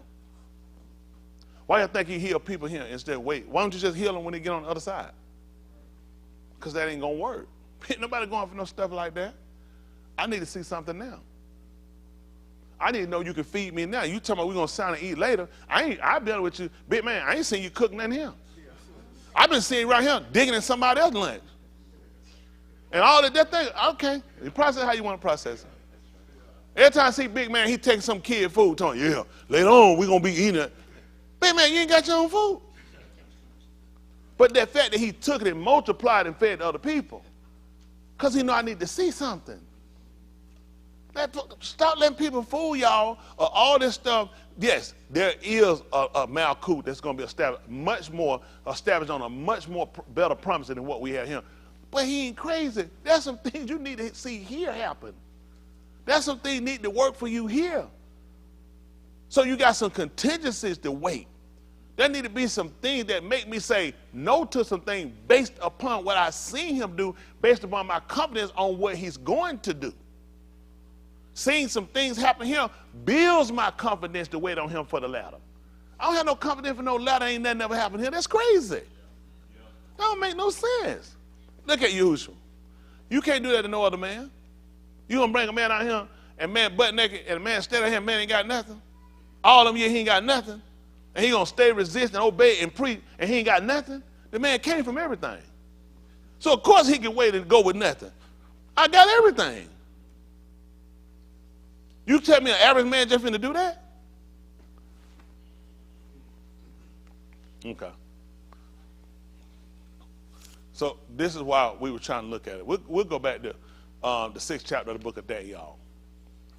And we just want to kind of understand things and look at it, like I said, from a perspective of how they had to possibly see it, how they viewed it.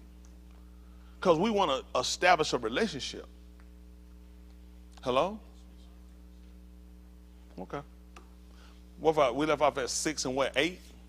So we left off at 10. We're at 11. Oh, at 10. Mm-hmm. See, this is still Daniel, chapter 6, verse 10.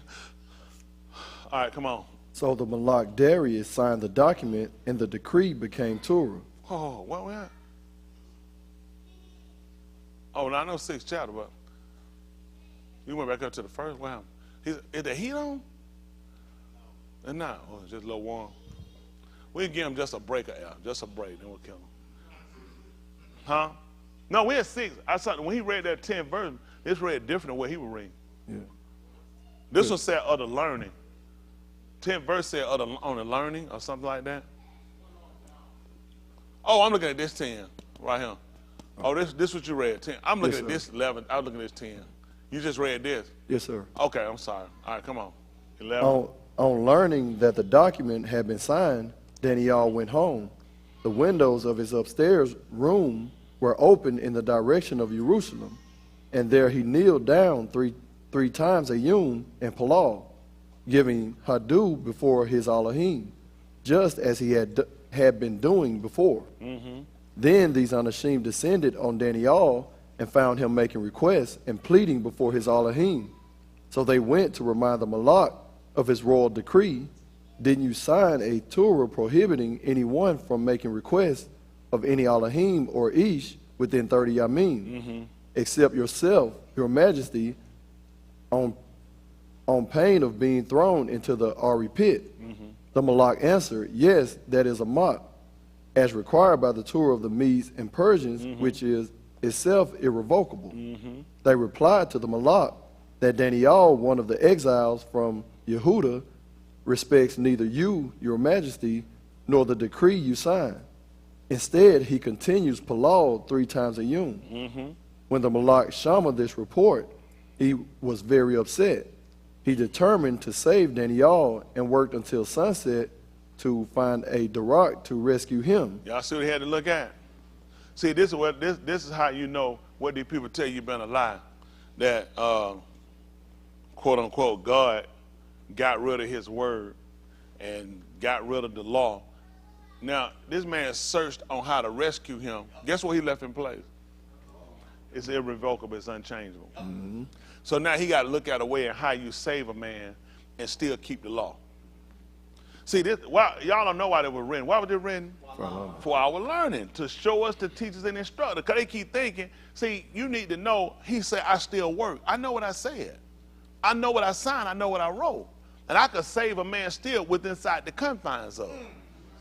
Everybody else come along, God, I know God saved me. God got rid of the law so he could say, that's a lie. Right. That's a lie. Alahym ain't done it. God can do that because God don't exist. Right. Neither the fabrication of your religion. Right. When you're dealing with Alahym, that's why he wrote that, because people keep thinking, I don't see how he can save us other than get rid of the law. He said, I'm not doing that. The Malak told you it was irrevocable. He knew it was irrevocable. He couldn't say, you know what? Since I wrote it, I can get rid of it. I don't know how you can do that. I don't know how you could do it. And that's what he's looking at. All what I'm going to do, I'm going to learn how to save you, and it's got to still be within the confines of. Let's see. But these unashamed descended on the Malak and said to him, Zakar, your majesty, that it is a Torah of the Medes and Persians. Hold on, what verse you at? Oh, okay, I'm saying 16. Go Yes, ahead. sir. That no decree or edict once issued by the Malak can be revoked. So the Malak gave the order, and they brought Daniel and threw him into the Ari pit. The Malak said to Daniel, your Alahym, whom you are always serving, Y'all hear that? Your Alahym, whom you always serving, will save you. A Aban was brought to block the opening of the pit, and the Malak Sound sealed familiar? it. Yes, sir. And the Malak sealed it with his own signet and with the signet of his Adonai, so that nothing concerning Daniel could be changed. Come on. Then the Malak returned to his palace. He spent the Layla fasting and refusing to be entertained, as sleep eluded him. Early in the morning, the Malak got up and hurried to the Ari pit. On approaching the pit where Daniel was, the Malak Sayak in a pain called to Daniel, Daniel, abad of the Kai Alahym. Hold on, they got to roll it up a little bit. Has your Alahym, whom you are always serving, been able to save you from the Ari? Then Daniel answered the Malak, may the Malak Kai along. Why? May Alahym shalak his My Alahym. Alahym shalak his Malaki to shut the Ari paw, so they haven't hurt me. What happened? This is because before, This is what now? This is because This is for what now? This is because Why? before him I was found innocent. They folk don't realize it. See, it's one thing for man to grade you, it's another thing with Alahym grade you. So you find a man them, you learn about Yahushua, how he found favor with Ish and with Alahym. That's right. Remember, everybody said that he was blameless. When they examined, they said the job, spotless, clean, on time, never late. Books in order. Every Malku, listen, every one of them empire, every one of Providence, everything was in order. Now, what we need to check him on is how he living with his Alahym. Now, look what Alahym had to put him through so we can see that Daniel was found Amunah.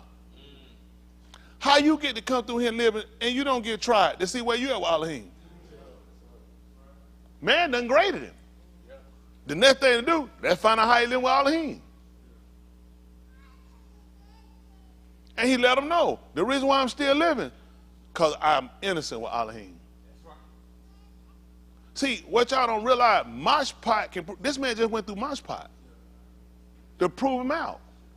In the book told you, prove your own self and know whether or not you Alahyms. Lest you be reprobates. Had they ate and they knew he was a reprobate, meaning he was worthless.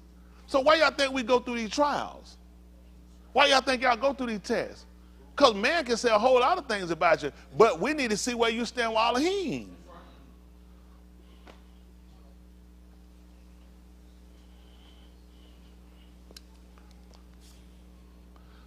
It was so important that Yahushua had gone through and been tested and found in the state that he was. Pelotus found no fault in him. Well, we couldn't go with that. We could not go with that. That's outside sources saying something about it. We need to know where he stood with Alahym. And Alahym found out how to save him within inside the confines of the Torah. See, the Torah already wrote when he's going to get up. See, a thing that was going to come and going to have to justify him. See, a lot of times you don't realize the reason why you go through these different things, because he needs to know, you need to know, other people know where you at with him. Where you at with him? A lot of people might say a lot of nice things about us individually. What happened when he put us through the test, though? We fail every time. So, see that right there, olive, cuff, 4, give me 4 and 10 be fine. Matter of fact, give me 4 and 1. They call it 1 Peter.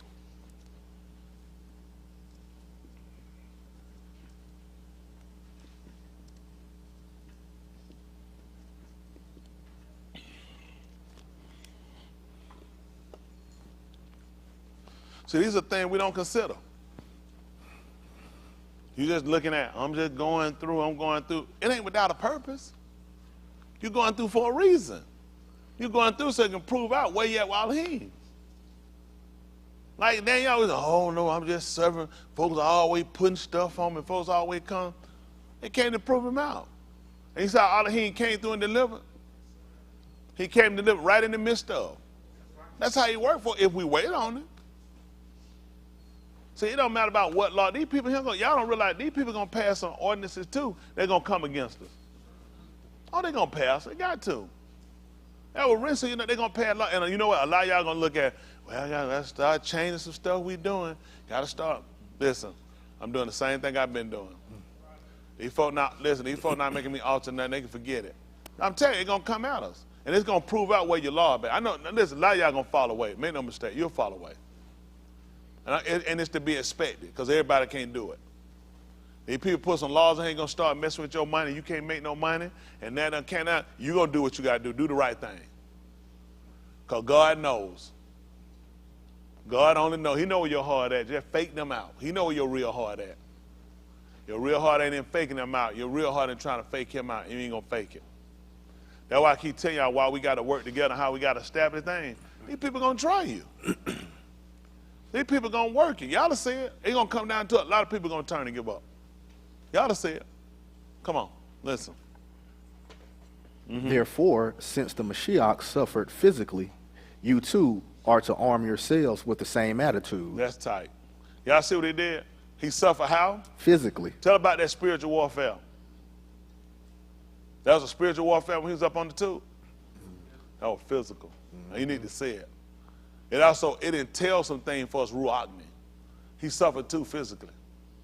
Not eating. A lot of things he didn't do. That's why he wouldn't eat. You saw him a lot wouldn't eat that night. You ain't gonna believe it. When they sat down, Yahushua didn't eat either. That's right. And he did it because he was the Malak. That's right. All that night he wouldn't eat. And he didn't get no rest. As a matter of fact, you remember they were laying down, they fell asleep. He came and told them, I've been delivering their hand, told them take their rest. That's right. You didn't even know why he wouldn't sleep, would you? He couldn't sleep. He was the Malak. They just told you that the Malak did not sleep that night, and he wouldn't eat. Now you didn't even realize it, did it? That's why he kept looking at, I got to figure out how to get out of this thing and still be able to keep the Torah. You know what you're always trying to figure out? How to just get out of the Torah. He had to try to contemplate how to do this and still stay in line with the Torah. Because he knew, I can't remove it. If I remove it, I remove myself. Because it's already been settled. Hello? Why y'all think they put a tooth and they nailed it in the ground? He was trying to show you that the word was settled. Hello? He had to show he told you that the word was settled. So he had to put it physically, you had to see it. So he told you for as much, and he suffered for us physically, that you had to arm yourself with the same mind. In the King James, tell you about to arm yourself, which is to take up, if I tell you to arm yourself, that's to take up artillery for defense. So you need to take up a defense. Because something's going to come and try you. Something's going to test you. So you need to take up artillery. You know what you do? You stay weaponless, and you stay empty-minded, and you just leave yourself open for opportunity to get taken out every time. He just told you what you got to do. You got to prepare yourself the same way. So if I look at why would the purpose of me saying here physical struggles? So I can fall to him. Austin, come on, be practical. That's right. Let me see for a second. Then about his left hand, his most dangerous hand. Hit me with the left hand. Wow. I'm talking about I'm knocked all over him. Every time. Wow. Every time. I'm knocked way over him. No. Wow. Every time. You liking this thing. Put a check up in. I get that too, man, too happy.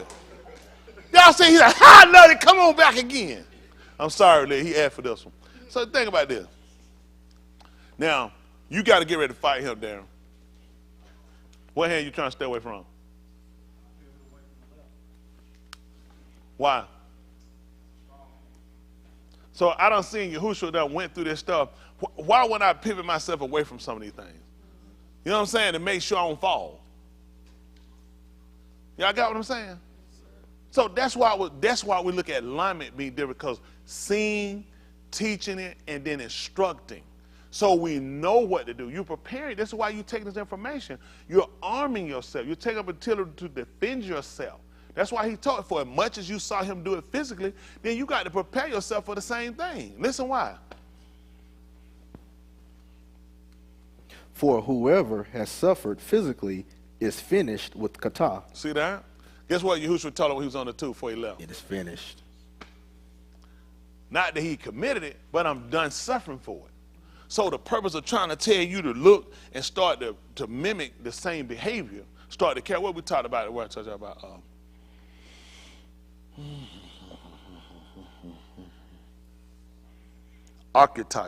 archetypal, which is something that mimics or something that's a copy of.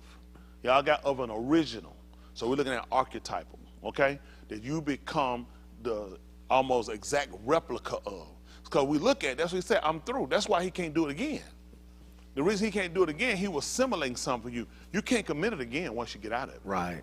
That's why he said it's finished. That's what, see, notice it. He said, I'm finished. I ain't got to do it. You know, he looked at, I never have to do this again. And I did it so you never have to commit it again. That's right. That's right. See, before, that was the past understanding we had. Come on. Finish up. With the result that he kai, the rest of his arats kai, no longer controlled by human desire. See that? See that? No longer prone. He got up later, ate, did thing. He had to deal with that no more. You see when he got up to my, the Son of Man got to suffer. Man, I got to go through, man. I'm just holding on, man, trying to make it. He said, no, I'm done with that. I don't have to give in anymore. I already moved to that. I gave up my ability, my attributes to that now. And this is what you got to learn. But you know what happened to you? You guys come and you'll get immersed. Your sound, you get taught, and you still operate in kata. That don't make sense. He don't understand it. Because the whole purpose of him coming was to teach us how to break away from the mindset, from all the having no attribute, from having the behavior. Yet you guys still have it because you don't actually really follow it to the intent that he gave it to us for. It was so you could break away from it. The book told in that he died. He said, he ain't doing that no more. I'm done. Only reason to die was for what? What reason you had to die? Sin. You hear that? How many of y'all agree? That's the only reason to die. Because of sin. That's the only reason to die. So why did he die? Kata. Kata. So we put all our kata on him, he died. For all our kata, okay? So now he got up. Why would he be down again? He won't. Why he won't? Because we shouldn't be committing it no more. Thank you, Chris. So he's trying to tell you, it makes no sense. I die for your ignorance. I die for your intelligence. I die for your self-will. I die for your struggle. Everything that you're going to use, it makes no sense. It makes no sense for me to do that again. So he looks at it makes no sense for you to commit it again. It makes no sense. Because I died to that whole will. All the reason he died, y'all understand, the desire of the Father was to put it on him. He did it. The Father don't desire him to do that no more. That's right. He said, that's not my will for that man to die again. He already did it. His desire now, we should walk in newness of. Kai. And you do that by information. That's it. So when I died, I'm born again. No, this is now you look at the information, because you get new. How you become new is by inputting new information. Y'all got it. That's all. Putting new information. Sometimes people that get a new computer, you can go inside that computer you got and go and change the motherboard, update the mainframe, other thing. You have the same thing. But it's the same old computer. Not if you put new information in it. Y'all remember before they started buying, they used to go in and repair them. Now the people don't understand. Now every time the computer got, they throw it away, go get another one. You used to have to get the old one fixed. And you know what they say when they run? This thing run like, whoa, how that work? Run like new? You tell me the same computer I used to have, Dave, that was slow processing, that was messing up, kept shutting off. I sent it to the shop, get it fixed. And I said it run like new? I'm confused. I'm confused. How you going to be new and you the same person? We're going to change the motherboard. We're going to fix the mainframe, the whole thing. We're going to update it. We're going to clean it. We're going to clean it. Whatever had to be done. And you start to operate different. So we've been slow processing. Now you speed up and it retrieves quicker. Okay, same thing, same computer. But see, they give you things because they try to get you out. They want you to buy into the information, try to buy into what he tell you, that you can have the same exterior shell, but the internal been changed. And we change it by the information we put in it. Same way with a computer. Isn't that amazing? And it can operate just like another one. I just like to see a new one because people like to get out of something. Come on. No longer controlled by human desire, but by Alahym's will. Come on. For you have spent enough time already, Kai, the Darak, the pagans want you to Kai. See that? Living the way people want you to live. Come on. In debauchery, lust, drunkenness, orgies, wild parties, and forgetting. I think they call it reveling, the wild party, they call it reveling. Go ahead. Forbidden idol shakar. They think it strange that you don't plunge with them into the same flood of dissoluteness.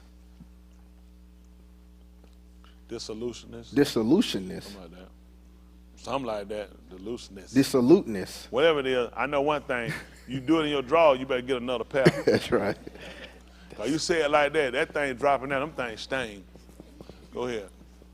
And so they heap insults on you. See that? They just keep running you down, calling you, trying to frame your character. Come on. But they will have to give an account to him who stands ready to shafit the Kai and the Moot. Y'all see that? He said, but they're going to have to be ready to get, look what happened now. But they will have to give an account to him who stands ready to mashpat. Let's go back right quick to the 6th chapter of the book of Daniel. What verse we left off at? I want y'all to just get some understanding. Because we've been operating too long without it. And it'll hurt you. This is verse, what verse is this now? 22 still? 19. Look at that now. My Alahym sent his Malaki to shut the Ari's mouth, the paw, so they haven't hurt me. This is because, go ahead, Lee, pick up. This is because before him I was found innocent. And? Also, I have done no harm to you, your majesty. The Malak was overjoyed and did what? Ordered Daniel taken up from the pit. What happened? So Daniel was taken up from the pit. And what happened? And he was found to be completely unharmed. Because? He had trusted in his Alahym. What happened? Then the Malak gave an order. The what? And they brought those unashamed. That did what? Who had accused Daniel. And what did he do with them? Talk to them, probably talk to them and say, man, y'all shouldn't be doing that. And they threw them into the Ari pit. See, those people had been running that man down. So when you heard what Cup told you, he only got it from your Torah. Right. See, you need to know the mashpah, how it works. See, a lot of folk that working against you don't realize it's going to come back on them. That's why I told you a lot of stuff. I don't spend no whole lot of energy time dealing with these people's stuff. Don't waste y'all time keep trying to argue to fight your innocence. You saw how he kept cussing me out, talking about, I'm tired of folk lying on me, putting stuff on me. I ain't that nigga. I mean, I've been guilty of it. Listen, a lot of times I just changed my outlook on stuff. I ain't got time. This man showed you right here. Look what happened. Did he tell them, I was sure praying for you to come get them and throw them in there. Man, had time to wait with that stuff. This man already been watching. You try to use the tour to try to call that man the phone. And that man was innocent. Now the same thing you wanted on them, guess what happened? It's going to happen on you. And that go with your law. Eye for eye, tooth for tooth, hand for hand, rail for rail. You wanted him in now. That's why when Yahushua come back, behold, he come with cloud in every what? And all them that did what? What they going to do? Guess what he did when they stuck him on the tooth? Eye for eye, tooth for tooth, hand for hand, and foot for foot. That's why it was written for our learning. This man saw this. Let's go back to Cup. I want you to just see. Listen. Hold on, stop us up. Listen. Know how who accused Daniel and they threw them into the Ari pit, them and their Ashar. You just throw one man in there. Now your whole family go. But you know what? That is Sadiq Alahym. What was their intent for him? See, now, I'm going to tell you what they teach all of us too. Be careful what you want on other folk now. Be careful with your mouth what you're doing on other folk now. I told you, Alahym don't do like, because a lot of folk, they could have stood that. All right, that's the book. I'll take that. What about your wife and kid? I wasn't ready for that. That's overly. Listen, you had an intent for that man to die. I got it. My mosh pot for you and you and your family move. That's why you better be careful. A lot of folk done did stuff. Listen, there's a lot of folk got to pay. There's a lot of folk going to pay. I told you, these folk got to give an account. Oh, a lot of them, listen, a lot of folk done burnt. Don't worry about it. Ain't any time for me, though. Don't worry about it. It's going to be hard on them, though. That's why I told y'all better get y'all head together. You fooling around, that man got something for you. This written to teach you. Yeah, I better leave that alone. A lot of folk done go, what you think about Daniel? Man, I ain't got nothing to say. Good man, as far as I know, I can keep it moving. I ain't got involved with that foolishness, man. Get it popping off your mouth. Most of us are looking and say, I mean, I can see them in there. I say, you know, this teacher another man who run their mouth. I got too much to lose. Ain't that right? See, a lot of folk good if it's just them. When you got to look how far this go. We think it's a success. Alahym said, no, this is just.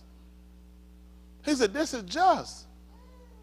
All right, I'm trying to tell you, I better get it together. Come on back there, finish up cuff right quick so I can get y'all out of here. I got to do some work, too. All right, verse what we left off at? 6? All right, come on. This is why he was proclaimed to those who have moot. It was so that, although physically they would receive the mashpah common to all humanity. So what is the mashpah that's common on all humanity? Them. Moot. That's common. Ain't nobody getting out of that. That's common. But what happened? They might ka'i by the ruach in the darak that Alahym has provided. See that?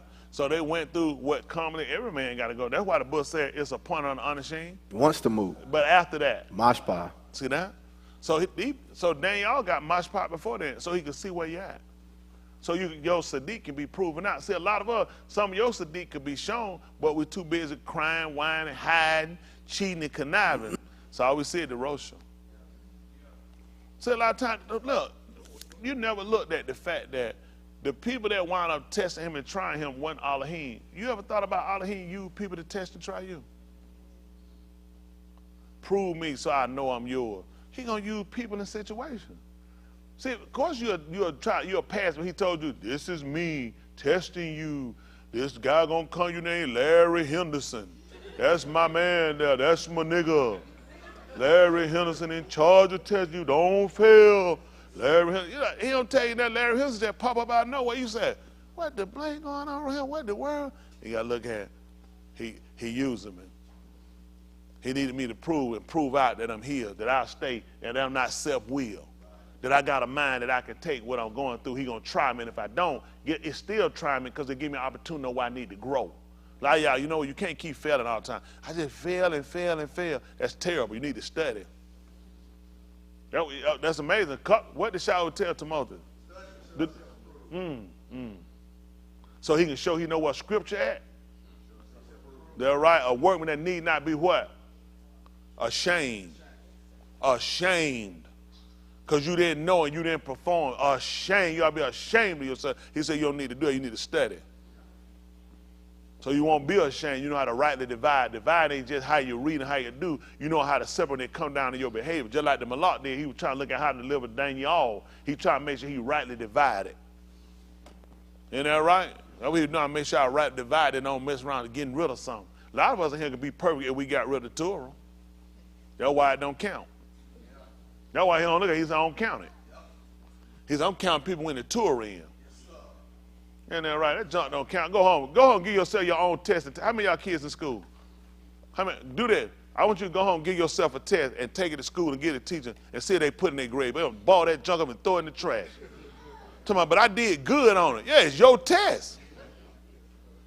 I'm like, well, you know, how many of them you'll get an A? They kid done went home, made their own test, and came and showed you and said, look at this. I got a, we want to at least say, and that's really good.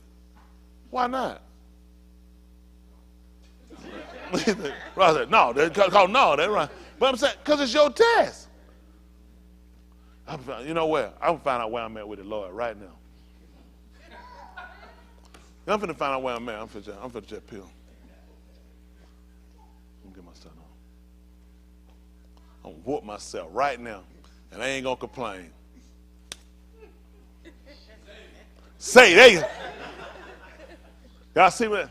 I ain't complaining. I ain't complaining because I'm his child. You know, I took that correction from him. Man, that man look at me and say, you stupid fool. What are you doing?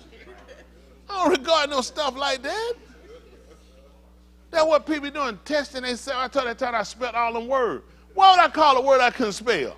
That's just stupid. But that's how he look at it. He said, I don't regard it. I only regard it if it's something that he said I set up.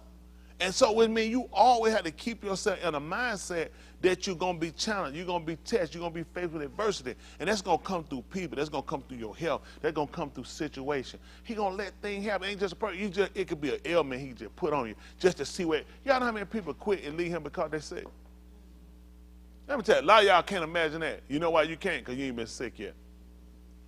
He'll put you on the sick with all the praying you're doing. You ain't getting no relief. It really seems like the more you pray, the sicker you get. Look at Yahushua. He prayed before they even came and got him. And by that time, that man prayed, is walking, pacing the ground, pacing, come back, look, they sleep. He's like, man, I gotta go back and pray again. I gotta pray. He prayed. That thing, no praying, man, I sure don't want to do. That thing, no, you go here, the joker's here. You say, oh, shoot. Ain't that right? Then you sit here and pray. They came and got, then one of the hard slap the piss at you. And then they leave you, and I'm steady praying, though. I'm steady praying. Go to court. They took me to court. I said, he'll work it out. He'll touch the judge's heart. Make the prosecutor case be thrown out the window. Won't he do it? He like, man, we ain't throwing no case out of him, man. They can't go. That's man, this thing, man, they're going to Supreme Court. You done. All the praying, it only got worse. Then he like a jury trial. You ain't gonna believe it. I don't need but one. I don't need all of them. I just need one juror. Let the folks see it. These folks know. Guilty. He like, this is bad. This is bad. Then you give it here, you get hit, you get stuck, your clothes get taken because you got to put on your jail clothes, they'll strip you down, make marker of you. You're still praying and holding on. By that morning, they'll give you the devil. You figure they might get 30 days, maybe. What do you call the other thing? You're at home locked up. House arrest. Yeah, that stuff work. I probably get house arrest. Probably get probation dude coming out. What I'm getting? Death sentence. When they gonna get? Well, I got about a year or two in the morning. This is terrible. I mean, think about it. The more the man pray, it's only getting worse. What is this teaching us? Because you know what I do? At this point, just stop. I don't see it getting no better. But look how it worked out. It had to prove out his Sadiq with Alahym. Don't y'all know that man got to prove? You got to prove out, so you got to go through this. That man was sick. He was poisoned. Then you ask for something, and this, you can't get it. Surely somebody will have compassion on me. Nobody. Your food is poison. Folk ridicule you. Folk poking at you. Folk in your ear while you're suffering. Come on, man. That's it. The man praying. He asked the man, Why have you forsaken me? Why? Who haven't felt like you've been left, you've been forsaken? And how you think he felt? And which one I had a situation like his to compare that to without forsaken? Now he had one the same. You done did. How about you feel forsaken when you've done everything you're supposed to do? Not most of. I've done everything you told me to do, and that led me into this. Now where that put your mind at? It's one thing when, because I ain't been doing everything I'm supposed to do. I feel short I had a situation. How about they ain't hear testimony? Doing everything he told me to do got me killed. Now that's enough to make you turn around and quit. But look how it proved out his Sadiq. Just like Daniel. Doing what Alahym told him to do, that got him put in the army pit. See, if you don't process things, a lot of times you keep processing on, it's always for my wrong. It ain't always for your wrong. When you change the trend for the right, your righteousness got to prove itself out too.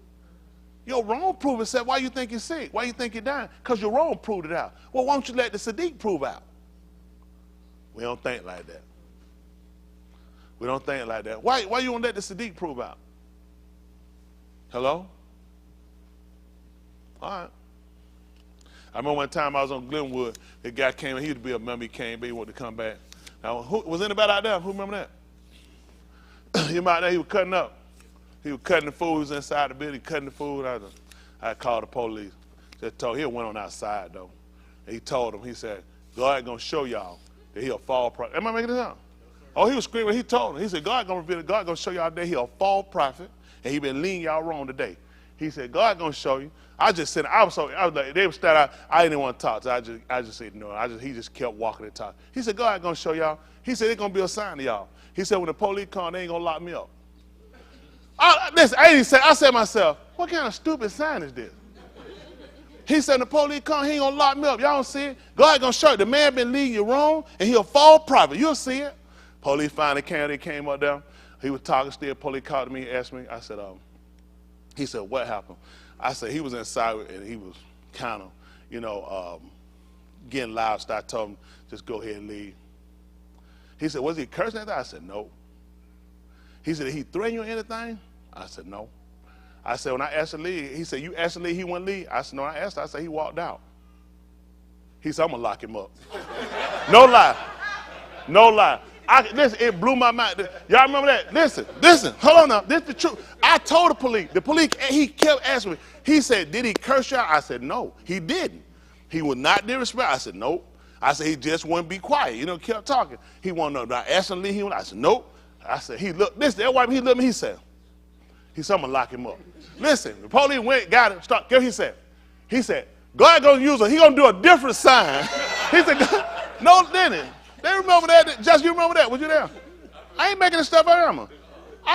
Listen, I didn't want to lock. I just want to put, he just gone. That man that looked at me, he said, I'm going to lock him up. I don't know what. Then he said, God going to show y'all a different sign. I said, I don't know what made him pull it out of it. When he said, I was like, that may sound like, how did you put this on me? This going to show him fall. But whatever he put out of his mouth, it showed him better than. And whatever reason, God gave him another sign when he put him in the car. So I say that to say this. A lot of times you got to wait for things to come to prove out your Sadiq. You might not like it, but just like you've been shown up, that's the thing, what you got to appreciate about it. It's easy to get showed up when you're wrong. Sometimes he got to show you up that you're right. But we don't allow him to do that. We won't show up right if we got something new. If we got a promotion or money, something working. I need to show you out in a situation so other people see, just like I delivered you, I'll deliver them. Just like I proved out their Sadiq, I'll prove out your Sadiq. But we don't think like that. We process things different. We always want things to happen a different way. But somebody trying to get home. That's why Yahushua went through like that. I don't know about no spiritual life or no spirit life flying off, floating away. I know about living right here. That's why what Yahushua did for us, it had to be done right here. I need to see a natural man question him. I needed a natural man to get to a point that felt like, I feel forsaken. And I have done nothing. So if I'm doing right and something happened, guess what? You're not alone. But I had a confidence to not question that because I've seen the results of somebody that trusted them all the way to the end. That's why these situations happen. You think too fast that you get to see the end result of things. That's why I let you go. Just let it go. And you don't get no real result. You know what your result is? You just get out. But that don't mean you got your result. You just want to get by. A lot of us did that her whole life. Like me, school, I just want to get by. I ain't need no A. I just need to get by. My wife had to take her exam. She said, one class she had, she said, they can give me a C. I can see my way out of him. But I'm just saying that sometimes we'll do that in our life. We just want to see our verses. How about get the full benefit if you're in it? Why not get your full potential shown? He want to try to do that. I want people to see you've been called out. You've been tested. You've been drugged through. I want to show these people I bring you out and vindicate you before all these people. At the same time, it's going to be a benefit for somebody else who's minded to start trusting me. That's right. A lot of people watching, it's a lot of people watching. You know what they're doing? They wait.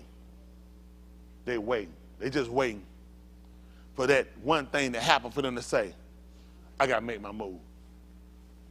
And you know what's going to make them do it? They watching us. We got to do something different. They're like, arguing with that guy. Don't make sense. I ain't got time to be arguing no individual. They're wasting time. Somebody trying to get home. He's trying to get home. He just don't know it. People got their way they go about trying to do things. All we try to do is get people to look at the truth. Before you start fighting, just know your vocabulary. Just know your word. Know what you're saying first. Because a lot of people don't know what they're saying. Like women shouldn't be singing. Look at 100 division of song, Alahym.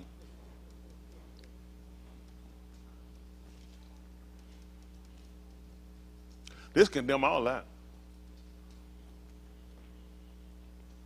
Alahym 101. I mean 100 verse 1. 100 chapter verse 1. What does it say?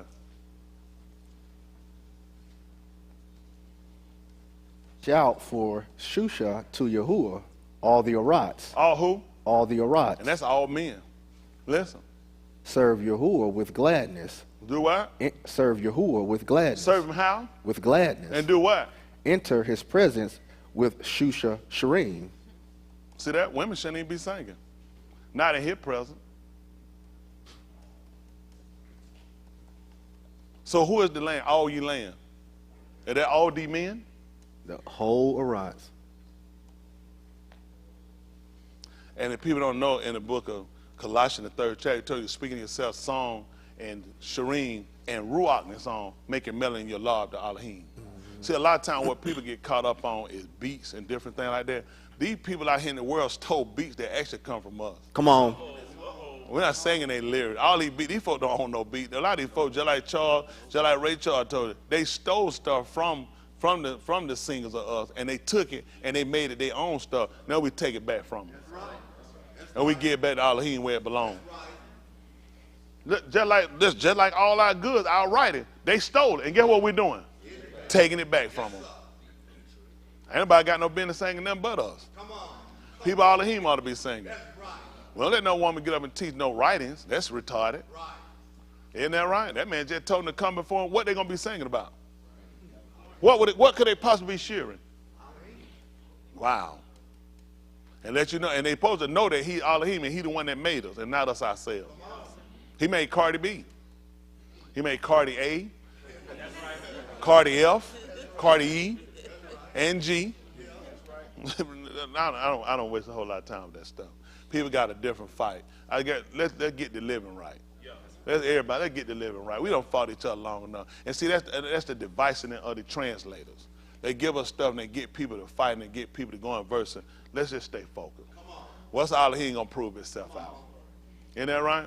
Pick me up right quick. Say that Shaphatim. Say that 5 and about 14. Let me say 5 and 6, 5 and 14. Shaphatim they call judges.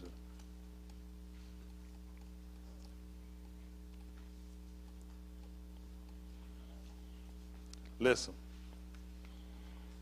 From Ephraim came those See if it's 6.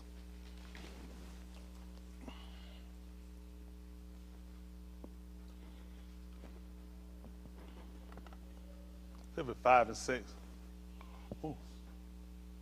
Ooh. Hold on. Let me say something. Oh. Let's say that's 7. Let's say 7. Let's say. See if that's 7. Might drop down though. Verse 7. Uh-huh. The Shari ceased in Yasharal, they ceased until you Kum, Deborah, Kum a aim in Yasharal. What did they choose? New Alahym, when war was at the gates. Was there a shield or spear to be seen among Yasharal 40,000 unashamed?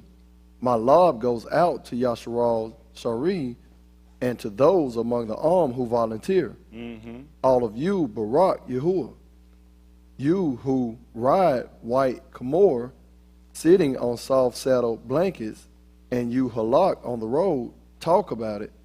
Y'all see what she told him? She told you to Barak the Adon, the one that do what? The one who does what? White Kamor, So sitting on soft saddle blankets. And y'all didn't know what it was about. They were called Yahushua. He went and told him to loose a coat and bring it to him. He told him to tell him that the Adon had need of it. You didn't know why he was riding through and everybody was putting palms down before him, why they were giving Tahalim to him. Because the book, she told you what to do. This was a woman. This was a woman that told him what to do. That's why they started putting the palms down in front of him. That's why they started Tahalim, and folks didn't know why. Because she told them. A woman told them to do that. Hello? It's all about what fight you want to fight. That's all. It's all about what fight you want to fight. This is a woman telling you what to do. And she told you that he was the master. And when he went and he sent his Talmudim to go tell the man, he said, tell him that the Adon have need of us. Which means that man had to know what Deborah had told him to do. That's why he had to ride on him. They told you that he was coming, riding on a coat. Okay. We waste a lot of time. You know what I'm saying? Listen, stay vertical. Ain't that right? Stay vertical. Stay upright, folks. That's all we got to do. Everything prove itself out. Y'all got what I'm saying? A lot of times we'll fight the wrong fight. See, a lot of stuff these folks preach and teach, and you'll go back and you'll listen to stuff that Maureen said in the book of Oriel. She said stuff, straight book. Straight book. She was talking to all y'all, they called Elizabeth. She was telling straight book to her. See, a lot of times people got fight, they just need to learn which fight they're trying to fight. Don't make me your fight. I'm not your enemy. Send your enemy. And see, Qatar make them try to fight me if I can teach me. You ain't gonna believe it. I didn't come to be taught. I came to teach. I said, man, I just come to teach. I just come to help them out. Should have been that same book he told her, arise, Deborah. Verse 12, drop down. You keep reading. Come on. Louder than the call of archers at the watering holes will they call as they retell the Sadiq acts of Adoni, the Sadiq acts of his Shari and Yasharal. Then Yahuwah marched down. You read 12. Oh, 11? Yes, Oh, sir. okay, go ahead. I'm Just sorry. kept Go ahead. Then Yahuwah marched down to the gates. Awake, awake, Deborah. Awake, awake, Do what? break into Shir. Kum, You want the Barak. woman to sing. Why don't let the man sing? He just told her to wake up, want her to sing. He said, you'll sing that song for me, baby. Baby, you'll sing that song for me, baby. Baby, sing that song for me. That's my song. Told her to wake up and utter a song. What happened with Barak? Kum, Barak, lead away your captives, Ben of Abinoam. Then a remnant of the nobles marched down. The arm of Yahuwah marched down to me like warriors. Now, the thing we look at, we already know who's supposed to lead. See that? She sung and told her what to do, and he told the man to lead. Slow down, baby. Baby, you want some collard green with that, baby? Just slow down. We know who's supposed to be leading. Isn't that right? And told her, you go ahead and you sing. And he going to lead the folk. He going to lead the captivity. You just go ahead and just follow and let me do what we supposed to do. Isn't that right? If she do it till he come, what that got to do with you? You just follow me. Isn't that right? I'll help him out. Just take your time. For all of us, this is a walk we got to be mindful of. Y'all got it? And a lot of times, and I've been guilty. Amen. I've been guilty. But I want us to kind of change our plight of what we've been doing. This ain't about fighting the individual because it's bigger than that. You know, an individual person fight, it's bigger than that. We don't need to jump on nobody. Because everybody fight based off of what they know. Even me, we all fight from what we know. It is. That's what we know. Everybody do. Just like people in project, they do. People say, man, why people in project? Why? That's what they know. That's what they know. Look at the stores. Look at that grocery store. Look at the neighborhood. Look at the school. So everything you find in project, they make it conducive for the what? To stay violent, stay unhealthy, to stay on food stamp. What opportunities are given now? Look, anytime they're going to build a Tesla plant, they're going to build a Hyundai plant, where they put them at? White rural counties. They'll never put them over near a project where those people can get better jobs, which will put them in a better income bracket, which will get them out of the project, will get their kids in better school, will get them more opportunities. They always keep them in this situation. So a lot of time the fight you got with people, what they stand around? They stand around other Christian antics. They'll stand where they're reduced in understanding. They don't look at, these people don't understand the validity of the ancient. See, looking at the ancient really gives you a better perspective of certain things he says, sparks a different understanding. Forever, his word is settled, continues. You look at the noon, the seed, the sun said, I'm the word. He's talking about the sun will continue. So he has the ability to free us. All these things they knew, they understood. And a lot of times we just read, we just get stuff, we just go in and You have to look at how the people process it. If I've spoken to him, it's because I feel like we have an understanding, okay? So if it's a relationship between me and the person, I'm speaking, I'm doing certain things because they understand it from a certain dialect or a certain understanding, got it from a certain level of intelligence. Then if you're trying to come in to recreate the relationship that I have hypothetically with Kennedy, then you need to look at how does Kennedy walk, how does Kennedy live, what is Kennedy's understanding. All these going to be prevalent if you're going to seek salvation. People just look at, none of that got nothing to do. You just got to know him for yourself. You, ma'am, you, sir, are a stupid fool. You can't just know him for yourself. You have to know him according to how he's done it. His writing literature is always to a people. This is whoever, I don't care, whoever. Like we was in Calvary, that guy did, somebody yelled and woke that man. He ready to fight everybody. Nobody paid him no attention. He just ready to fight everybody. And nobody knew what he was talking about, what he had going on. This man is particular. I'm talking to a group of people. If you want to form a relationship with me, you need to learn those people. You need to learn what these people do and what they don't do. You need to know their diet. You need to know what restrictions they have. You need to know what abilities they have. You need to know the communication. All this is important because Christians don't teach you that. Listen, this is what they teach you. Listen, you can have your own personal relationship. How all of us got our own personal relationship? When the relationship is only created by doing what the first relationship was created about. What created the first relationship with Abraham? Obedience. Oh, no. And I got my own personal one. It's built upon, I'm copying something. I'm following, it's a prototype. I'm following the one he originally set up. Because it's always to Abraham and to his who? Which means it continues. Why he put seed involved? Because it continues, and that's the heir. That's why you need to be a son, a noon, because it continues and you're an heir, which means you come into possession of what? What the father did. He told, who that not? Yasakar not to go into Mizraim. Why? Abraham, what did he do? He obeyed. So then we saw how things can be a contingency to you. Does this mean, think about this. He told him not to go into Mizraim. It was a famine. Everybody went and told him to stay. And he made it conducive because of Abraham. Does that mean he wasn't living nothing? You would think that, wouldn't you? It don't make sense. That means that the son was taught. He knew. And he showed him the benefit of following. This is your benefit from you following. Think about how we become heirs of salvation. How you get salvation?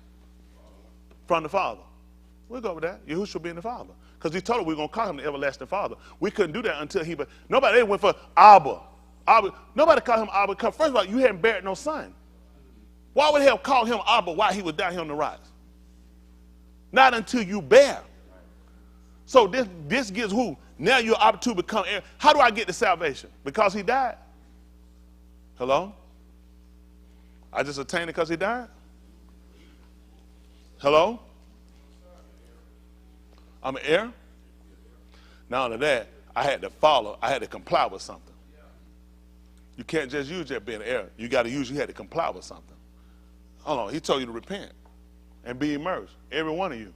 And you shall receive what? Why you just can't get it? Because you're his son. You got to comply with something. So I ain't no fool. There's no way Yassakat just stayed there and didn't go to Mizraim because of Abraham. He did it because he was also studious. He was a follower of Abraham's teaching. He kept the same rituals and rites. That's why he didn't have to go into captivity. Like you don't have to go to Sheol because of Abraham, because of Yahushua. Because I'm compliant. So that means everybody going? We claiming Yehuda. That means everybody Yehuda ain't going to go to no destruction. That makes no sense. Everybody that's compliant, everybody that follow the same rituals and rites. See, they want to believe that. See, he ain't doing that. He went because you're reading a book that can't detail everything, but you have knowledge of. You watch the follow. Are you just gaining salvation because the man died? Then nobody in the world should be doomed. Who is he saving? Only those people that are compliant. So it makes no sense that Yassakat didn't go to Mizraim just because of Abraham. Because Abraham did what your Torah said. Teach it to your children and to your children's children. Don't let it depart out of your paw. It stayed in his mouth. His conversation was of obeying, of complying with Yahuwah. That's why Yassakat, they had to go into Mizraim. But when you read it and you don't think, it looks like you ain't got to do nothing. Your daddy did. Don't even worry about it. You good, man. You can sin. Makes no sense. He saw what Abraham Sadiq paid off. Because now I know what my daddy told me right. I watched the whole world had to go into captivity, got to go down here and beg these people. And the man tell me to stay, which means what my daddy taught me was right. Because that's what I've been following.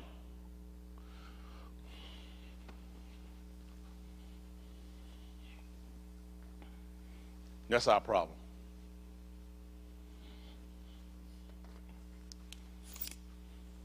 What's his name? What does that mean? No, it does not. That means son of my right hand. That's Yamin. It will be Yamim if it's days. That's Yamin. That means right. That's the difference. Which makes sense because Yahushua been Benjamin. That's why he told him this. That he told you, he said, Daoud said, I heard Alahym say to my Alahym, sit down here at my Benjamin, son of my right hand, not of my days. He just told you I got him in my old days. But if you write it and it's written like this, this is not days. This is right. Hello? So now we start to set back to consider, and that's what we're trying to do. And you ain't gonna believe it. When the Ben Ish come back and all his caboodle, he gonna sit down and he gonna gather the sheep and the goats just like a shepherd does. And then he gonna divide them. You know what he gonna tell them? He gonna tell the sheep to sit well, because they're gonna be Benjamin. They're gonna be the Benin. They're gonna be the Benin on my right hand. You're mimicking something. How did he get that seat? Why would I be putting him on the right?